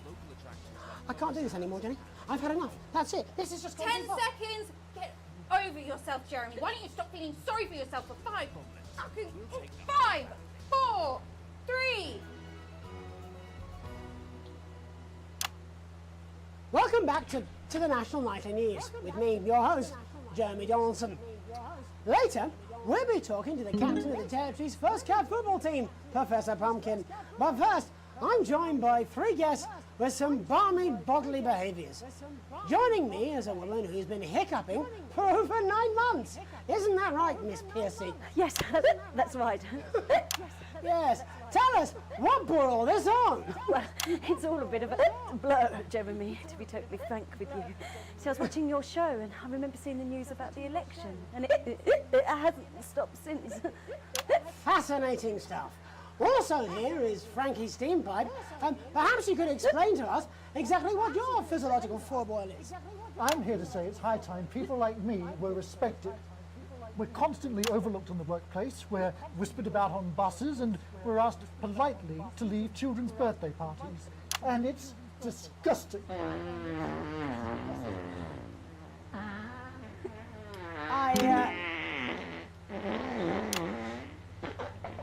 I'm sorry, my bowels have comic timing. And finally, I'm joined by a man who answers every question honestly, even when it isn't aimed at him.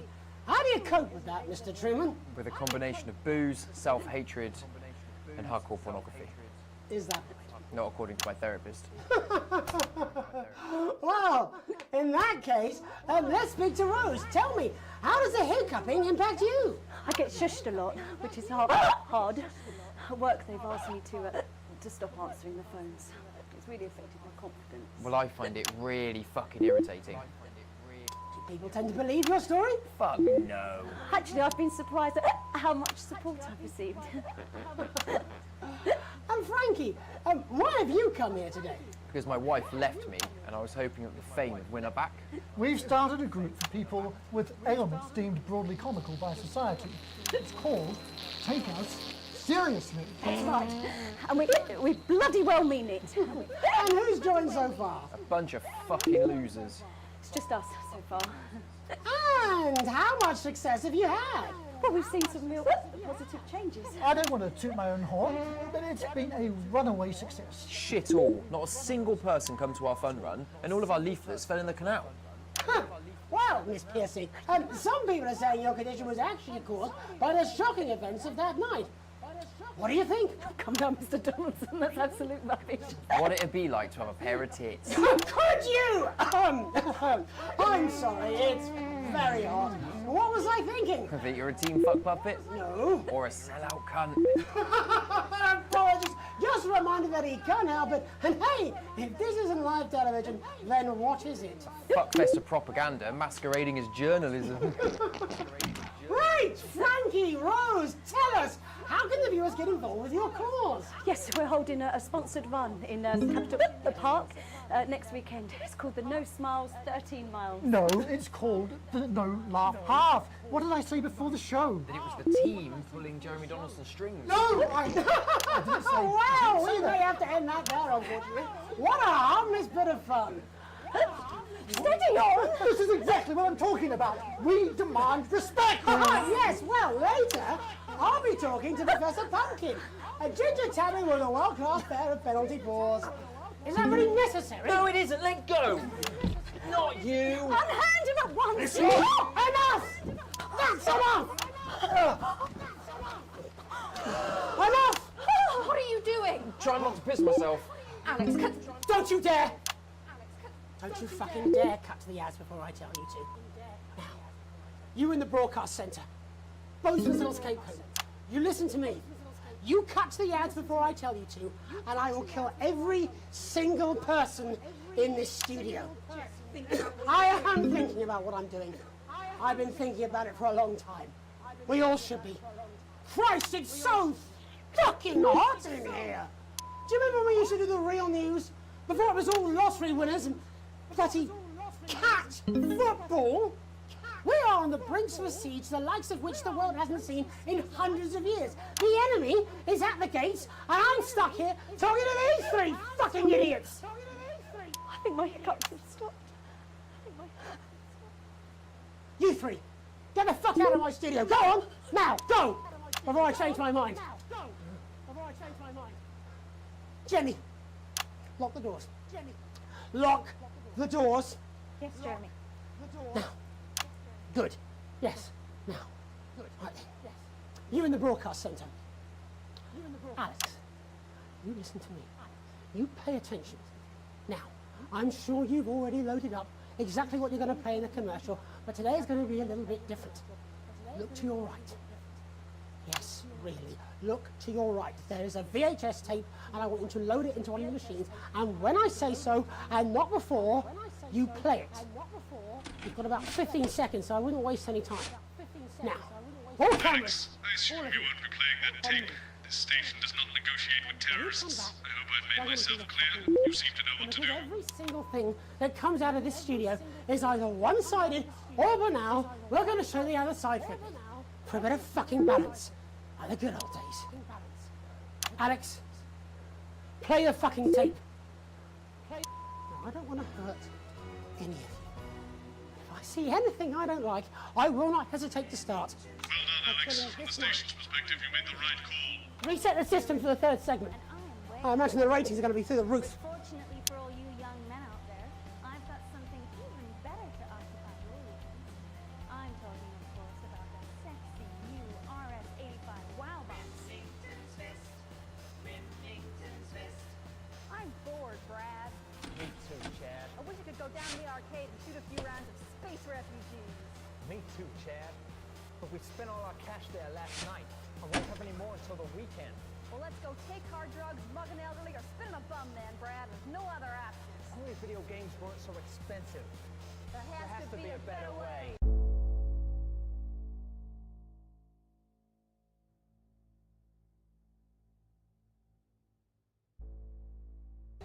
Don't worry, young layabouts. The RS-85 Wow Box costs no more than your allowance.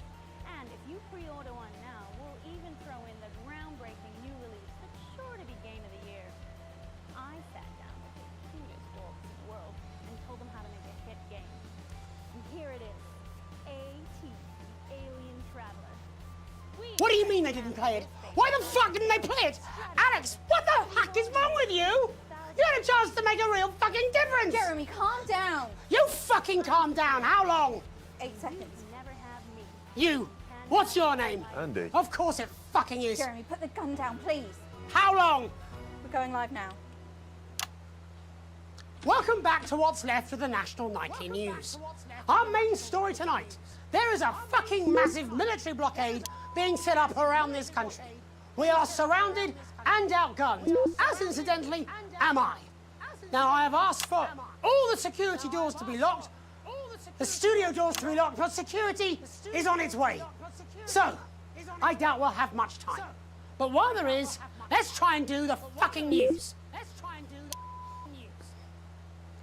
Our first guest tonight is Jenny. She works here in production, and earlier today she told me she put forward several news stories. Older viewers will remember those, but they've all been rejected. So tell us, Jenny, what's somehow less important than Barnum and Bailey's Amazing Ship Circus and Commander Pumpernut, the fucking cat footballer? It's Professor Pumpkin. Really, Jenny? There isn't much time. There isn't much time. Come on, just one real news story. I don't know. I can't think. I'm trying. Christ! You haven't even taken into public ownership yet. I mean, might as well be one from Julia fucking Salisbury's no doubt immaculate kill room. And this gallant knight, in slightly shattered armour, is Andy. He's a CCO. What's that stand for, Andy? Community Cohesion Officer. And what does that mean, Andy? Well, we aim to strive... No, you utter prick. I mean, what does that mean? What is a CCO? What are you? Community... Policeman! You're a policeman, a fucking policeman! Yeah, that's what we used to be called. Used to be? It was less than 2 months ago. What the hell is wrong with you all? Jenny, any recollections yet? Nothing's springing to mind.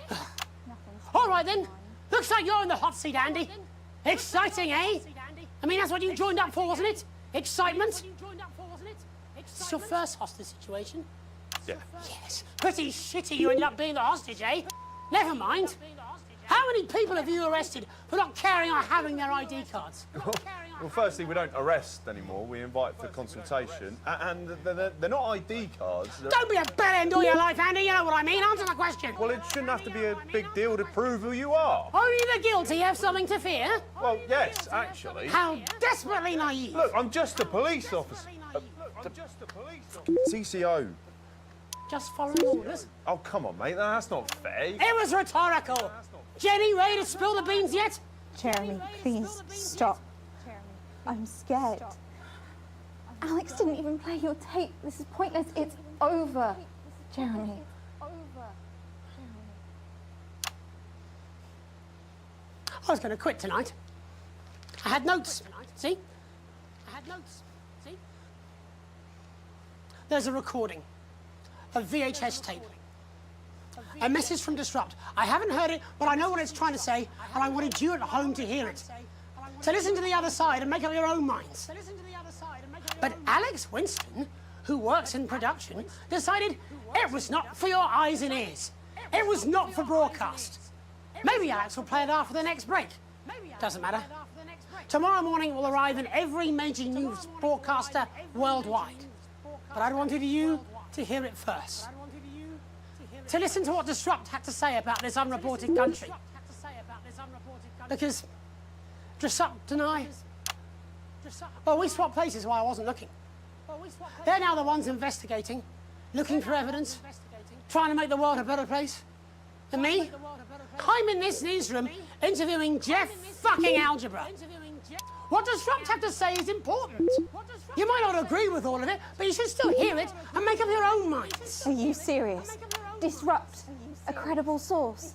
Get more objectivity out of Alan fucking James. Oh my God, are you being deliberately obtuse? Why can't any of you understand there's no such thing as a credible news source anymore? Aaron! Shit! Aaron! Oh shit, I'm sorry, I didn't mean to. He's bleeding. It's in his shoulder. First aid! Whoa, we need first aid. He doesn't need first aid, he needs a fucking ambulance. Paramedics. There'll be paramedics for the security. Unlock those doors. No! Don't do that! Jeremy, he's bleeding. He could die. Yes, but if you open the door, that's a gift. How did you think this was going to end? Why are you even here today? It's supposed to be your day off! My date cancelled. I thought it'd be more fun to be here than moping around at home. Truth be told, I wanted to see you. Being annoyed with you is like wearing a comfy jumper. I think that's the nicest thing you've said to me. Let's not make it the last. Right. All remaining cameras on me. In a minute, I'm going to ask Jenny to unlock the doors. No. Oh, me, Aaron, our cameraman, can get the medical attention he needs. I should imagine I'll get arrested for this. It wasn't the graceful. I had a speech. I was meant to be resigning with a flourish of honour. A last hurrah! I was going to wish you all one last peaceful night. I'll see that happening now. Still, I want to have one last stab at the news before I go. You see, there's so much more we're not telling you. There's large groups of scientists, and they're testing something. Something loud and something... What was that? I didn't think it over the... Stay back, please. Mr. Donaldson, you have 10 seconds to lower your weapon. If you do not comply, we will open fire. God, 10. cut to the ads! 9. Alex, cut to the ads! Alex, think of the consequences. For God's 5.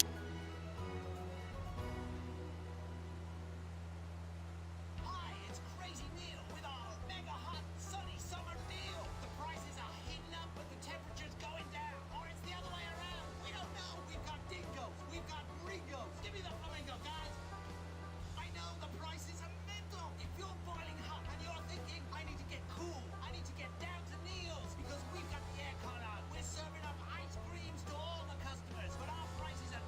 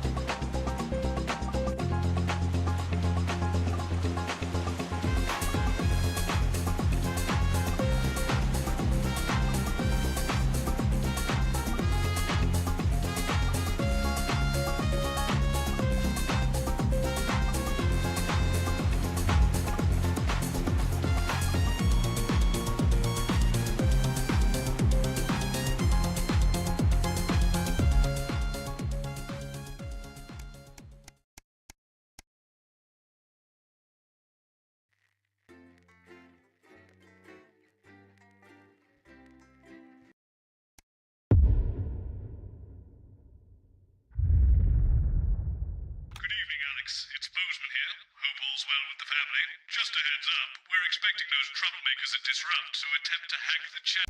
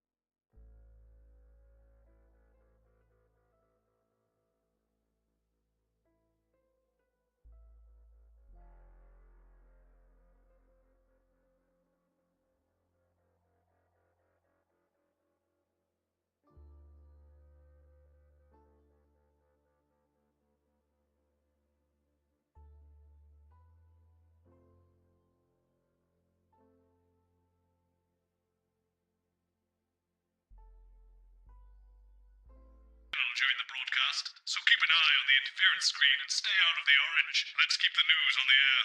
It's important, now more than ever.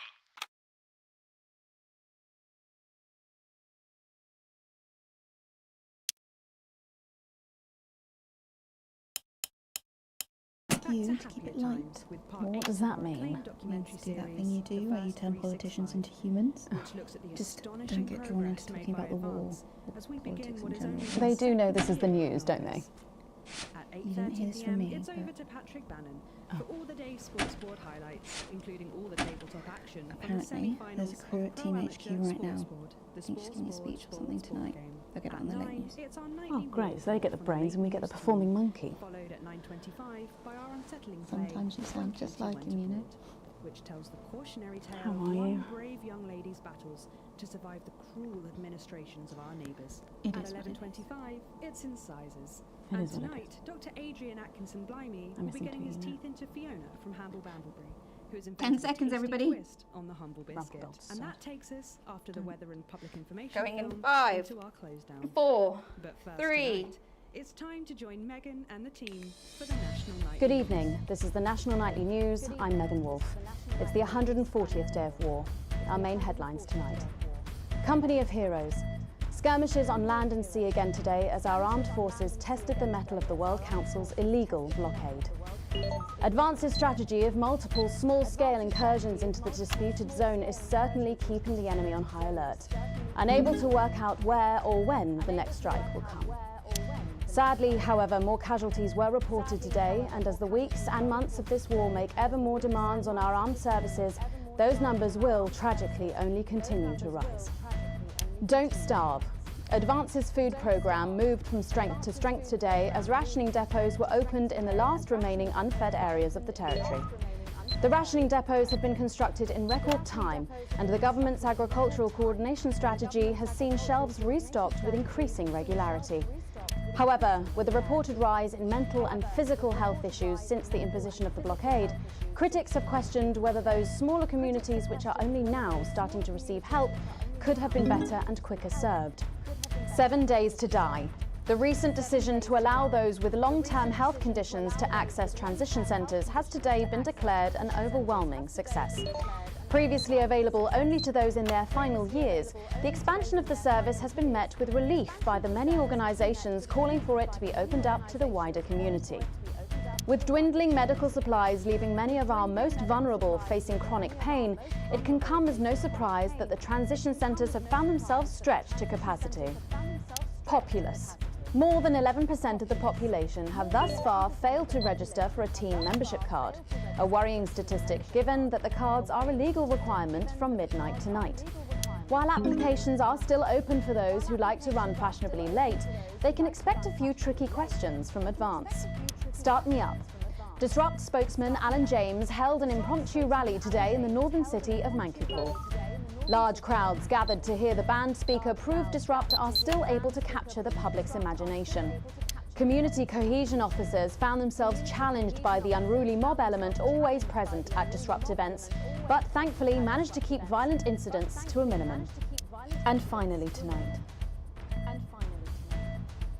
our mutual friend. Bail was denied in the High Court today for shamed former National Nightly News anchor Jeremy Donaldson. The presenter will be transferred to new lodgings at Pension Ridge Prison, while the lengthy preparations for his trial, which is still 18 months away, begin.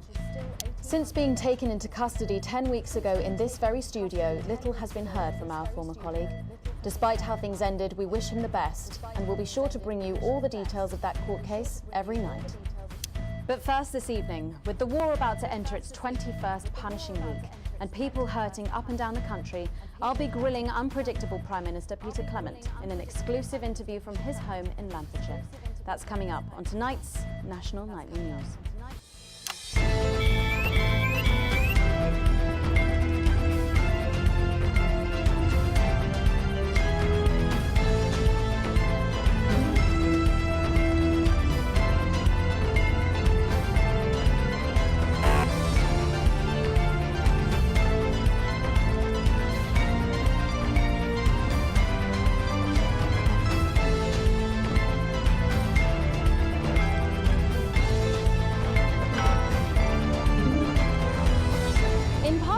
I'm a little overexcited to announce I'll be interviewing the one and only Lil C. And later we've got a new feature that's sure to keep you coming back for more. But first tonight, let's check in with Prime Minister Peter Clement, who's speaking to us from his home in Lanfordshire. Good evening, Prime Minister. Have we caught you exercising? Have we started? Yes, that's right, Miss Wolf. Just a few minor adjustments. I mean, nothing drastic. I haven't joined the gym or anything. As my old mum used to say, just because she won't take it up the shit, it doesn't mean you shouldn't try for a quick fiddle up the car park. Language, Prime Minister. Language, Prime Minister. What? Quick fiddle? What's wrong? Oh, shitter. It's shitter, isn't it? Yep, that's the one. And can you tell us what brought about this new you? Well, you know, Mrs. C and I... Today, I spoke to the people... The blockade began. When Jeremy Donaldson... Well, you know, and it was blistering hot, as I'm sure you all remember. And I were a bit wheezy from all the cigars and all that. And Mrs. C turns to me after the signal dropped away, and she was in floods of tears. And she says, Peter, she said, I couldn't go on without you. She said. So I made a decision. And since that day, I have stopped smoking cigars. Except for Christmas. My birthday. Weddings. State dinners. I suppose that I got this useless Rudy bag which doesn't go anywhere. And apparently I'm going on a walking holiday this Christmas, and that should finish me off for bloody good. Did you make the decision to holiday within the country this winter because of the blockade, Prime Minister? Well, Mrs. C has never liked travelling at the best of times. These are certainly not the best of times, on that we can all agree. There's a lot of red tape involved in leaving the territories at the moment, as I'm sure you're all aware. Some of those forms are bastard long. What? All in it together! Oh, yeah. Also, it doesn't seem very advanced to be going abroad when the rest of the country is grounded. And yet, Julia Salisbury announced today that she'll be visiting Svenland during this year's winter break. Is that really an example of team spirit? What? Did you know about this, Gail? No one tells me anything, Peter. You should know that. What do you know? Well, leaving that for a moment, it says on this card that a body like yours must take some planning to achieve. What's your morning routine? Well, I have a frigid morning routine. Rigid! It's rigid for fuck's sake! Oh, yeah. A rigid and demanding plan that my doctor and personal trainer... Who's your personal trainer? Some prick called Clark. Is that on your card? I thought you might wonder. Prime Minister, speaking of planning, with the blockade in its 20th week and the people of this country reeling from its effects, what plans do you have to get us out of this mess? Well, that's a very blunt question, Miss Surely Wolf. one for which you, the democratically elected Prime Minister, must have an answer. Don't you get smart with me, Pat. I was a fucking national treasure before you were a twinkle in the milkman's scrotum.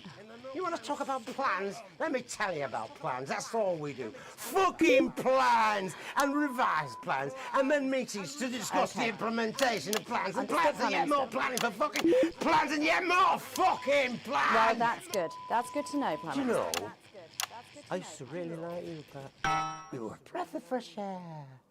But I've been watching you, and you know what? You get more like him every day. I will take that as a compliment. Prime Minister, later on this evening, your co-leader Julia Salisbury is going to give a national address from team headquarters. Can you give us a hint of what she's going to say? Yes. Well, I imagine that there Sorry, will be you the imagine? usual... No, what I mean is... You do know about this broadcast, don't you, Prime Minister? I'm sure I did. But Julia and I have no secrets from each other. We don't memorize each other's bloody diaries either. As my old mum used to say, if you wanted to get a job done quick, don't get bogged down in the pubes. What else you got? Sorry? Only cards. What else? A little piece of my life do you want to rustle through? Get out. Refill my last. Sir. Ah, come on. Come on. Okay. What music do you listen to when you work out? Well, Gail tells me that I work out to Little C, but I have absolutely no fucking idea who that is. Do you think the C stands for... It stands for collaborative, Prime Minister. Yeah, actually, that does make more sense, actually. How's rationing affecting you? It's hard, but we get by. You just have to learn to get by on the basics. Take comfort in each other. I've got Mrs. C and many a fine single malt.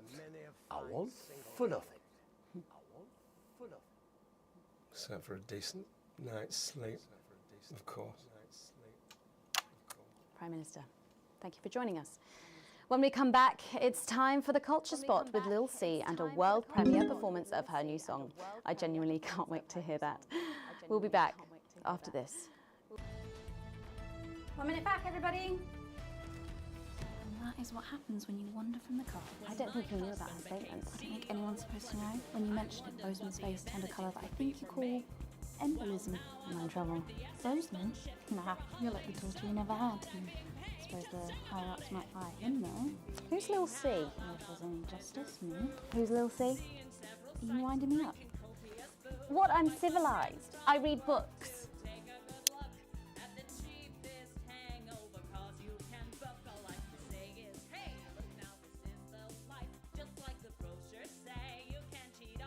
You'll no doubt have spotted the updated mixing desk. You'll need the new buttons during the next sections. First, we'll need applause when the guest enters and before her song. Don't worry, I'll walk you through it when we get there.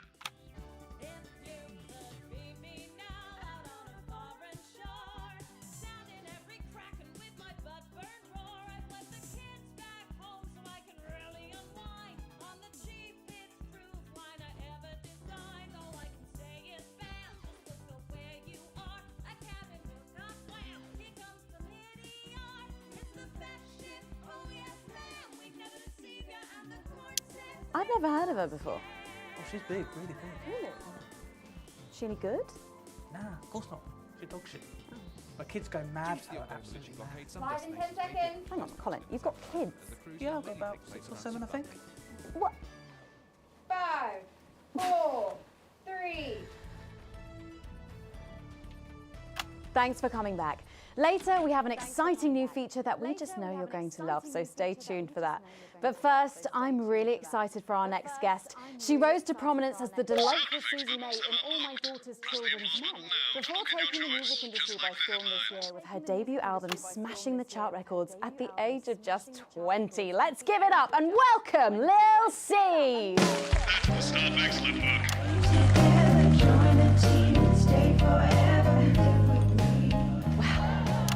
May I just say, you look incredible. Oh, thanks, babe. I'm doing this new regime and it really does work. What's the regime? My manager suggested it to me. It basically involves bathing in like cabbage water and then having the leaves sucked out of you while you sleep. Wow, is that healthy? Well, look at me, Meg. The leaves are my only nourishment. Yep, they certainly are. Now, you'll have to forgive me, but I'm somewhat of a super fan, so I'm sorry if I get a bit starstruck. Oh, bless you. I've never actually heard of you before, so if you do get a little tongue-tied, I can always carry the interview. Oh, that's good to know. So your first album, F My Face Together, it hit shelves this summer and it just exploded. I mean, what was that like for you? Bonkers, just so weird. I was in all the papers and the magazines. Overnight, I went from that like annoying little girl from that show to that like sexy little girl from that show. Wow, that must have been bizarre. Not really, it was just like any other morning. You know, get up at 5, go on a 4-mile run, have 3 meetings on my cabbage bath, but then only then was my dad actually talking to me. Oh, of course. I mean, the famed country singer, Billy Bob Jeanshort. I didn't know you'd been estranged. There's nothing that strange about it, Megan. Okay, yes, he may believe that aliens told him to hate women, but there really isn't anything to prove that he's wrong. So, this newfound explosion into your popularity, I mean, did that change your life? Well, I had to start wearing like nicer underwear, you know, for the paparazzi, but as my manager says, best to make the most of it before I'm 30. Is that right? So what's the album about? So I thought it was about like how pretty and great I am, but actually it's about monetizing youth, I think, or about like promoting an unrealistic standard of beauty or something. Your manager again? Yeah, he says insecurity is an opportunity. Oh, do you think he'd be happy with you telling us all this? Telling you all what? It really doesn't matter what I say here. I'll do my dancing and then this part will all be forgotten about. Oh, well, yeah, I mean, we're going to see some of those famous dance moves very shortly because you're going to be performing your new single, aren't you? Yeah, it's from my album Put It In My A Together and it's out tomorrow. So soon, after the last one? Oh yeah, I've actually released 2 albums since lunchtime and a clothing line during this interview. See, this is called Cry for Help and it's going to be in all the best high street and retailer shops and it's out now. So girlies, you know what to do. Scream and cry until somebody gets it for you. Ooh. There she goes. Blimey. All these projects, they're keeping you very busy, aren't they? It must be tough. Yeah, it can get tough and I hate it sometimes and I hate myself. I just want to like cry into a bath of root veg. But then I think thousands of girls would do anything to be me, so I must be quite lucky. Well, You know you don't have to do this, though, don't you? Yeah, I do think that sometimes. Most nights between like my fourth vodka and the 8th time a stranger slaps me around the arse. I think things could have been different, you know, like better. I don't know. I love doing autographs and having somebody dress me and tell me what to wear. Did you always want to do music? Well, ever since I was a little girl, I did. I'd sit in front of the radio, and as soon as my favourite girl group would come on, I'd press record on my cassette. But then my dad would come in and tell me to turn it off and to go back upstairs and start practicing again. Sorry, is your dad your manager? Yeah, which can be tough. And sometimes when it gets really hard, he'll say, "Make Quagler proud and you might just survive childbirth." Well, you know what, despite anything, you'll make me proud. Oh, if only your opinion was as valuable as his. And on that problematic note, you're going to be singing your song for us soon, aren't you? Tell me about it, So it's called These Babies Gonna Bring You Home, and I actually got sent the lyrics in the car on the way up here. But you know what, it's actually all right. And don't worry, all my work is team approved. All right then, well, you can go and get ready for that. We'll see you in a little bit. It was a very specific type of pleasure to chat to her, and I just can't wait to hear this. Oh, so here's Lil C with an exclusive first performance of her new track, These Babies Gonna Bring You Home. Take it away. It's the Force's favorite, the queen of teams, here to break in your blockades, Lil C.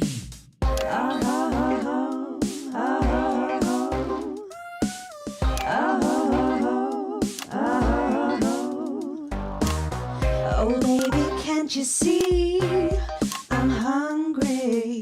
There's a place in me that's empty. I want that meat you're packing, only you can fill that crack in me. I'm under siege, so come and free me.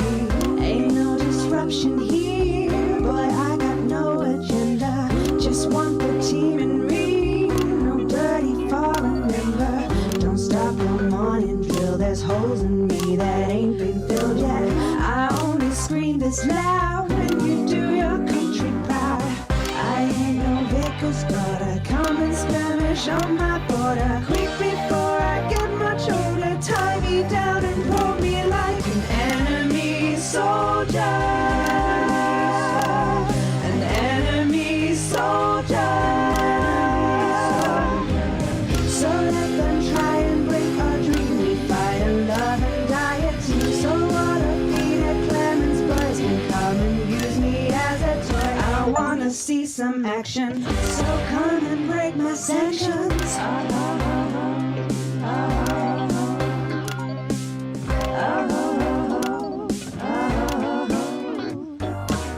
I've been this wild and free since Mama burdened me. She was only 53, but gave to save her family. There's no one judging me if I'm the one that's in your fantasy. Don't die alone, these babies gonna bring you home. I ain't no Vickers daughter, come and skirmish on my border. Quick before I get much older, tie me down and pull me like an enemy soldier. An enemy soldier. So what if Peter Clemens boys can come and use me as a toy and flip me over, grab my hair, rip off my clothes and dump them there? I wanna see some action, so come and break my sanctions.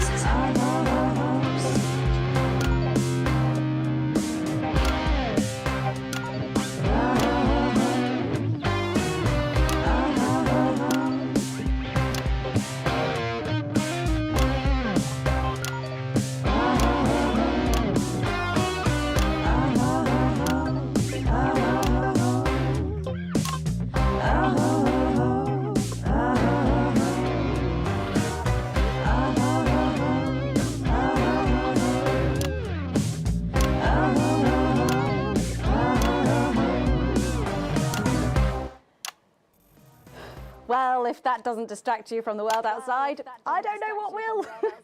I'd like to thank Lil C for doing that. Don't go anywhere. After the break, we'll finally be revealing the new segment of our show that we just know you're going to love. We'll be back right after this. And we're out.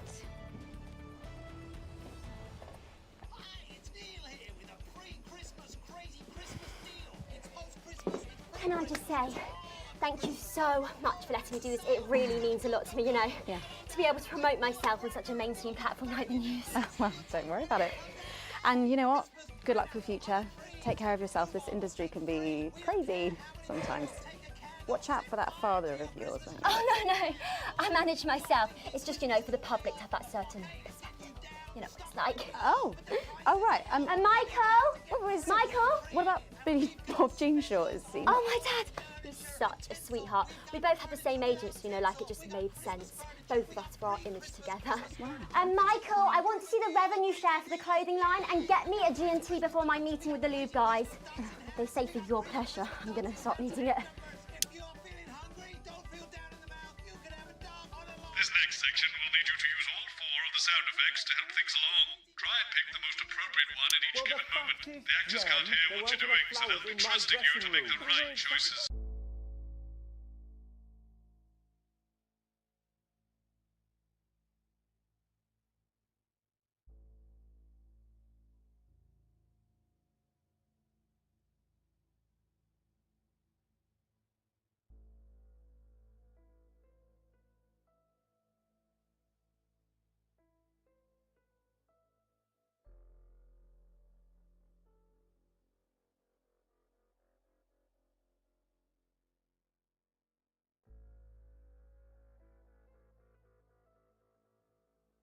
Well, as it said in your rider.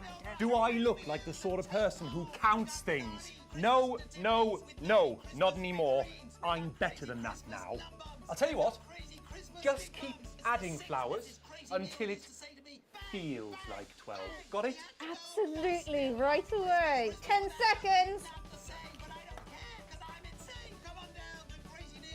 5, 4, 3. Thanks for joining us for part 3. We've been teasing you about our new feature all night, and now the wait is finally over. I can reveal that every night on the show, we'll be treated to an episode of an informative and hilarious new segment called The Notice Board. It stars some top talent, and we're very excited about it. But before we see it, let's have a quick chat with the writer, director, and phenomenon, may I say, Jeff Algebra, guys. Actually, I've dropped the algebra. I go by Jeff DePlume now. How'd you like that? Yeah, very fancy. I suppose you need a new name now that you're a successful artiste. Well, exactly. I'm earning enough to pay taxes now. Oh. It's shit. And how does Angela feel about all this? Your wife. Your wife. Oh, God, no. No, she's long gone. No, she was holding me back. I'm with Norm now. We were married last month.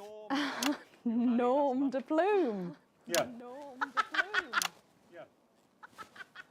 And why did you write this? What was your inspiration? Oh, well, I received a telephone call offering me 25 grand to write a pro-team sitcom, and I heard my father's voice. It said, Jeff, you listen here, boy. You make hay while the sun shines. You wring every penny you can get out of this. So I wheeled him down to the transition centre, got out my typewriter and started clacking. Utter shite. And without further ado, let's give it up for the notice board.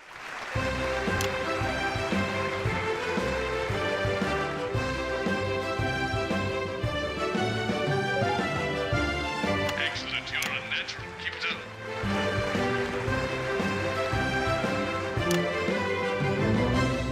Good morning, Miss Craven. Oh, morning, Ray. Everything all right, Mrs. Craven? You look as worried as the vicar in closing time. Oh, Ray, it's those young lamps. They've vandalized my shop again. No! Yes! They've written all sorts of obscene language and crude pictures, and I know it's those damn youths. I don't know. It could be the vicar at closing time. just worried they won't ever become productive members of the community. What if they never see the error of their ways and end up as social outcasts, such as shoplifters or bong rats? Don't worry, Mrs. Craven. This is a very supportive community, and I'm sure that in time they will fit into this society like this key into this lock.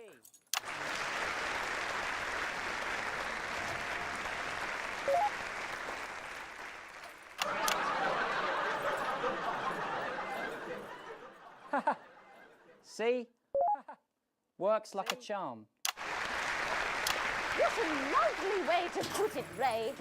And just like that, we can unlock their future. Yes, yes. Wow! Look at all the letters in my collection today. Oh! I think that one's addressed to me. What? This one? Oh, so you're right.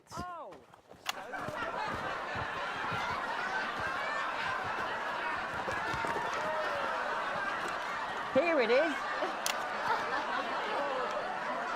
It's a letter from my granddaughter, Brenda. She says she got an A on her maths exam because one of her friends has been helping her. She was always a team player, was our Brenda. What's up, losers? What's up, losers? Oh, no. It's Brad. He's the coolest guy in the village. That's right. I just got here on my motorbike. Oh, clear off, Brad.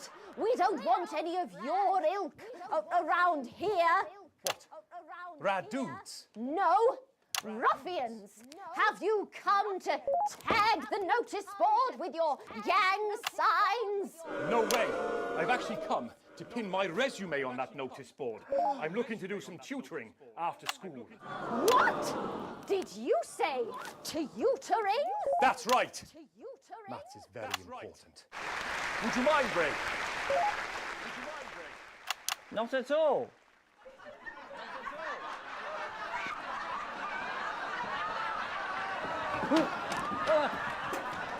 So you, a young person, have been spending your time helping others and not just urinating on churches or huffing glue?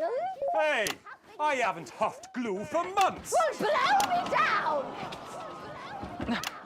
You know what? We misjudged you based on how young and cool you are and not on your actions. No doy. So it wasn't you who vandalised my shop last night or called me a rancid old crone from the back of a chopper? No way. It can't have been me. I was too busy helping my friend Brenda with her maths homework. Could you speak up there? I thought for a minute there that you said Brenda. I did, you daft old sow. Did you hear that, Ray? Oh, yes, what a wonderful surprise. I now respect you as a man. Put her there, Ray. Oh, what the heck?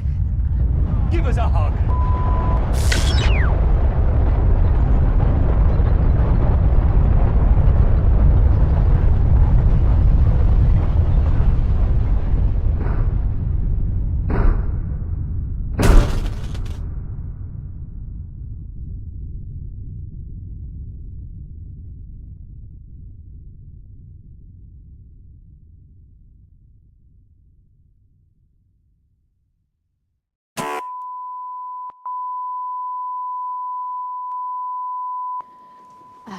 Sorry to interrupt the first groundbreaking episode of the notice board, but we are receiving some breaking news. I'm being told we are picking up reports from across the continent of what appear to be... God. what appear to be nuclear explosions in 4 major foreign cities. Initial estimates put the death toll into. They put them into millions. I'm being told we're experiencing some power shortages as a result, so apologies for the interruption. And apparently we can go live now to team headquarters for an emergency broadcast from Prime Minister Julia Salisbury any moment. Yes, let's go to that now. Good evening, citizens and leaders of the world.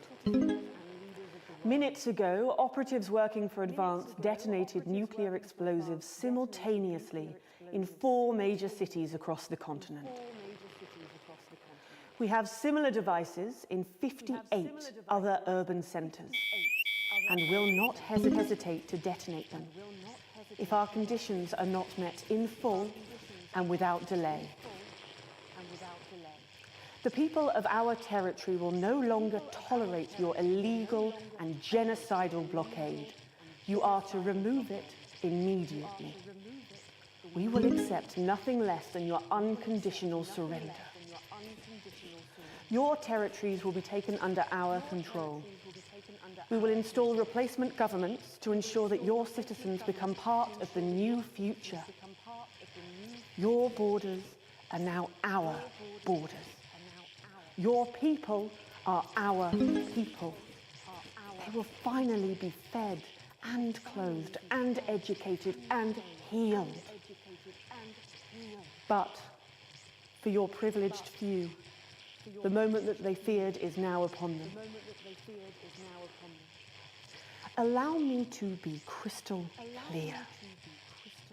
If you fire a single shot at our territory, or harm a single one of our citizens, we will not hesitate to detonate further devices.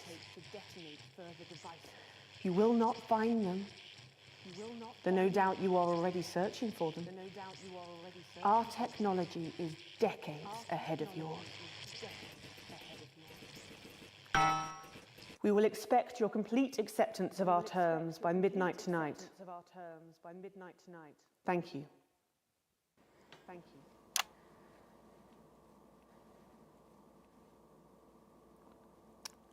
I don't really talk about my personal life in my job. It's not relevant or important. So many of you may be surprised to learn that I have a brother. His name is David. And right now I can't get his stupid face out of my head. He's a researcher and he's currently travelling the continent for work. And I don't know where he is right now. And I should imagine that there are many of you sitting at home tonight digesting this news, and you also have loved ones on the continent. In Urkistan, or Havia, or San Palmerino, or Konislava, which is where David was when I last spoke to him 3 days ago. So when I tell you I know how you are feeling tonight, believe me, I do.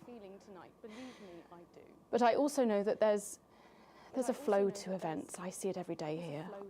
I know that although tonight it feels like we may be in a time of fear and darkness, we may actually be at the break of a new dawn. We don't know that yet. We can't know that yet, but together we will find out. And I will be here every night, feeling what you are feeling. And with your help, maybe we can all get to that brave new world. My name's Megan Wolf. Let's make tomorrow better. And we're out. We've got people ringing around, but the telephone networks are overloaded. We'll find him. Do we know exactly which cities were hit, or? Megan. We will find him. With the simple joy of consuming new and products. Well, look no further, you poor huddled masses.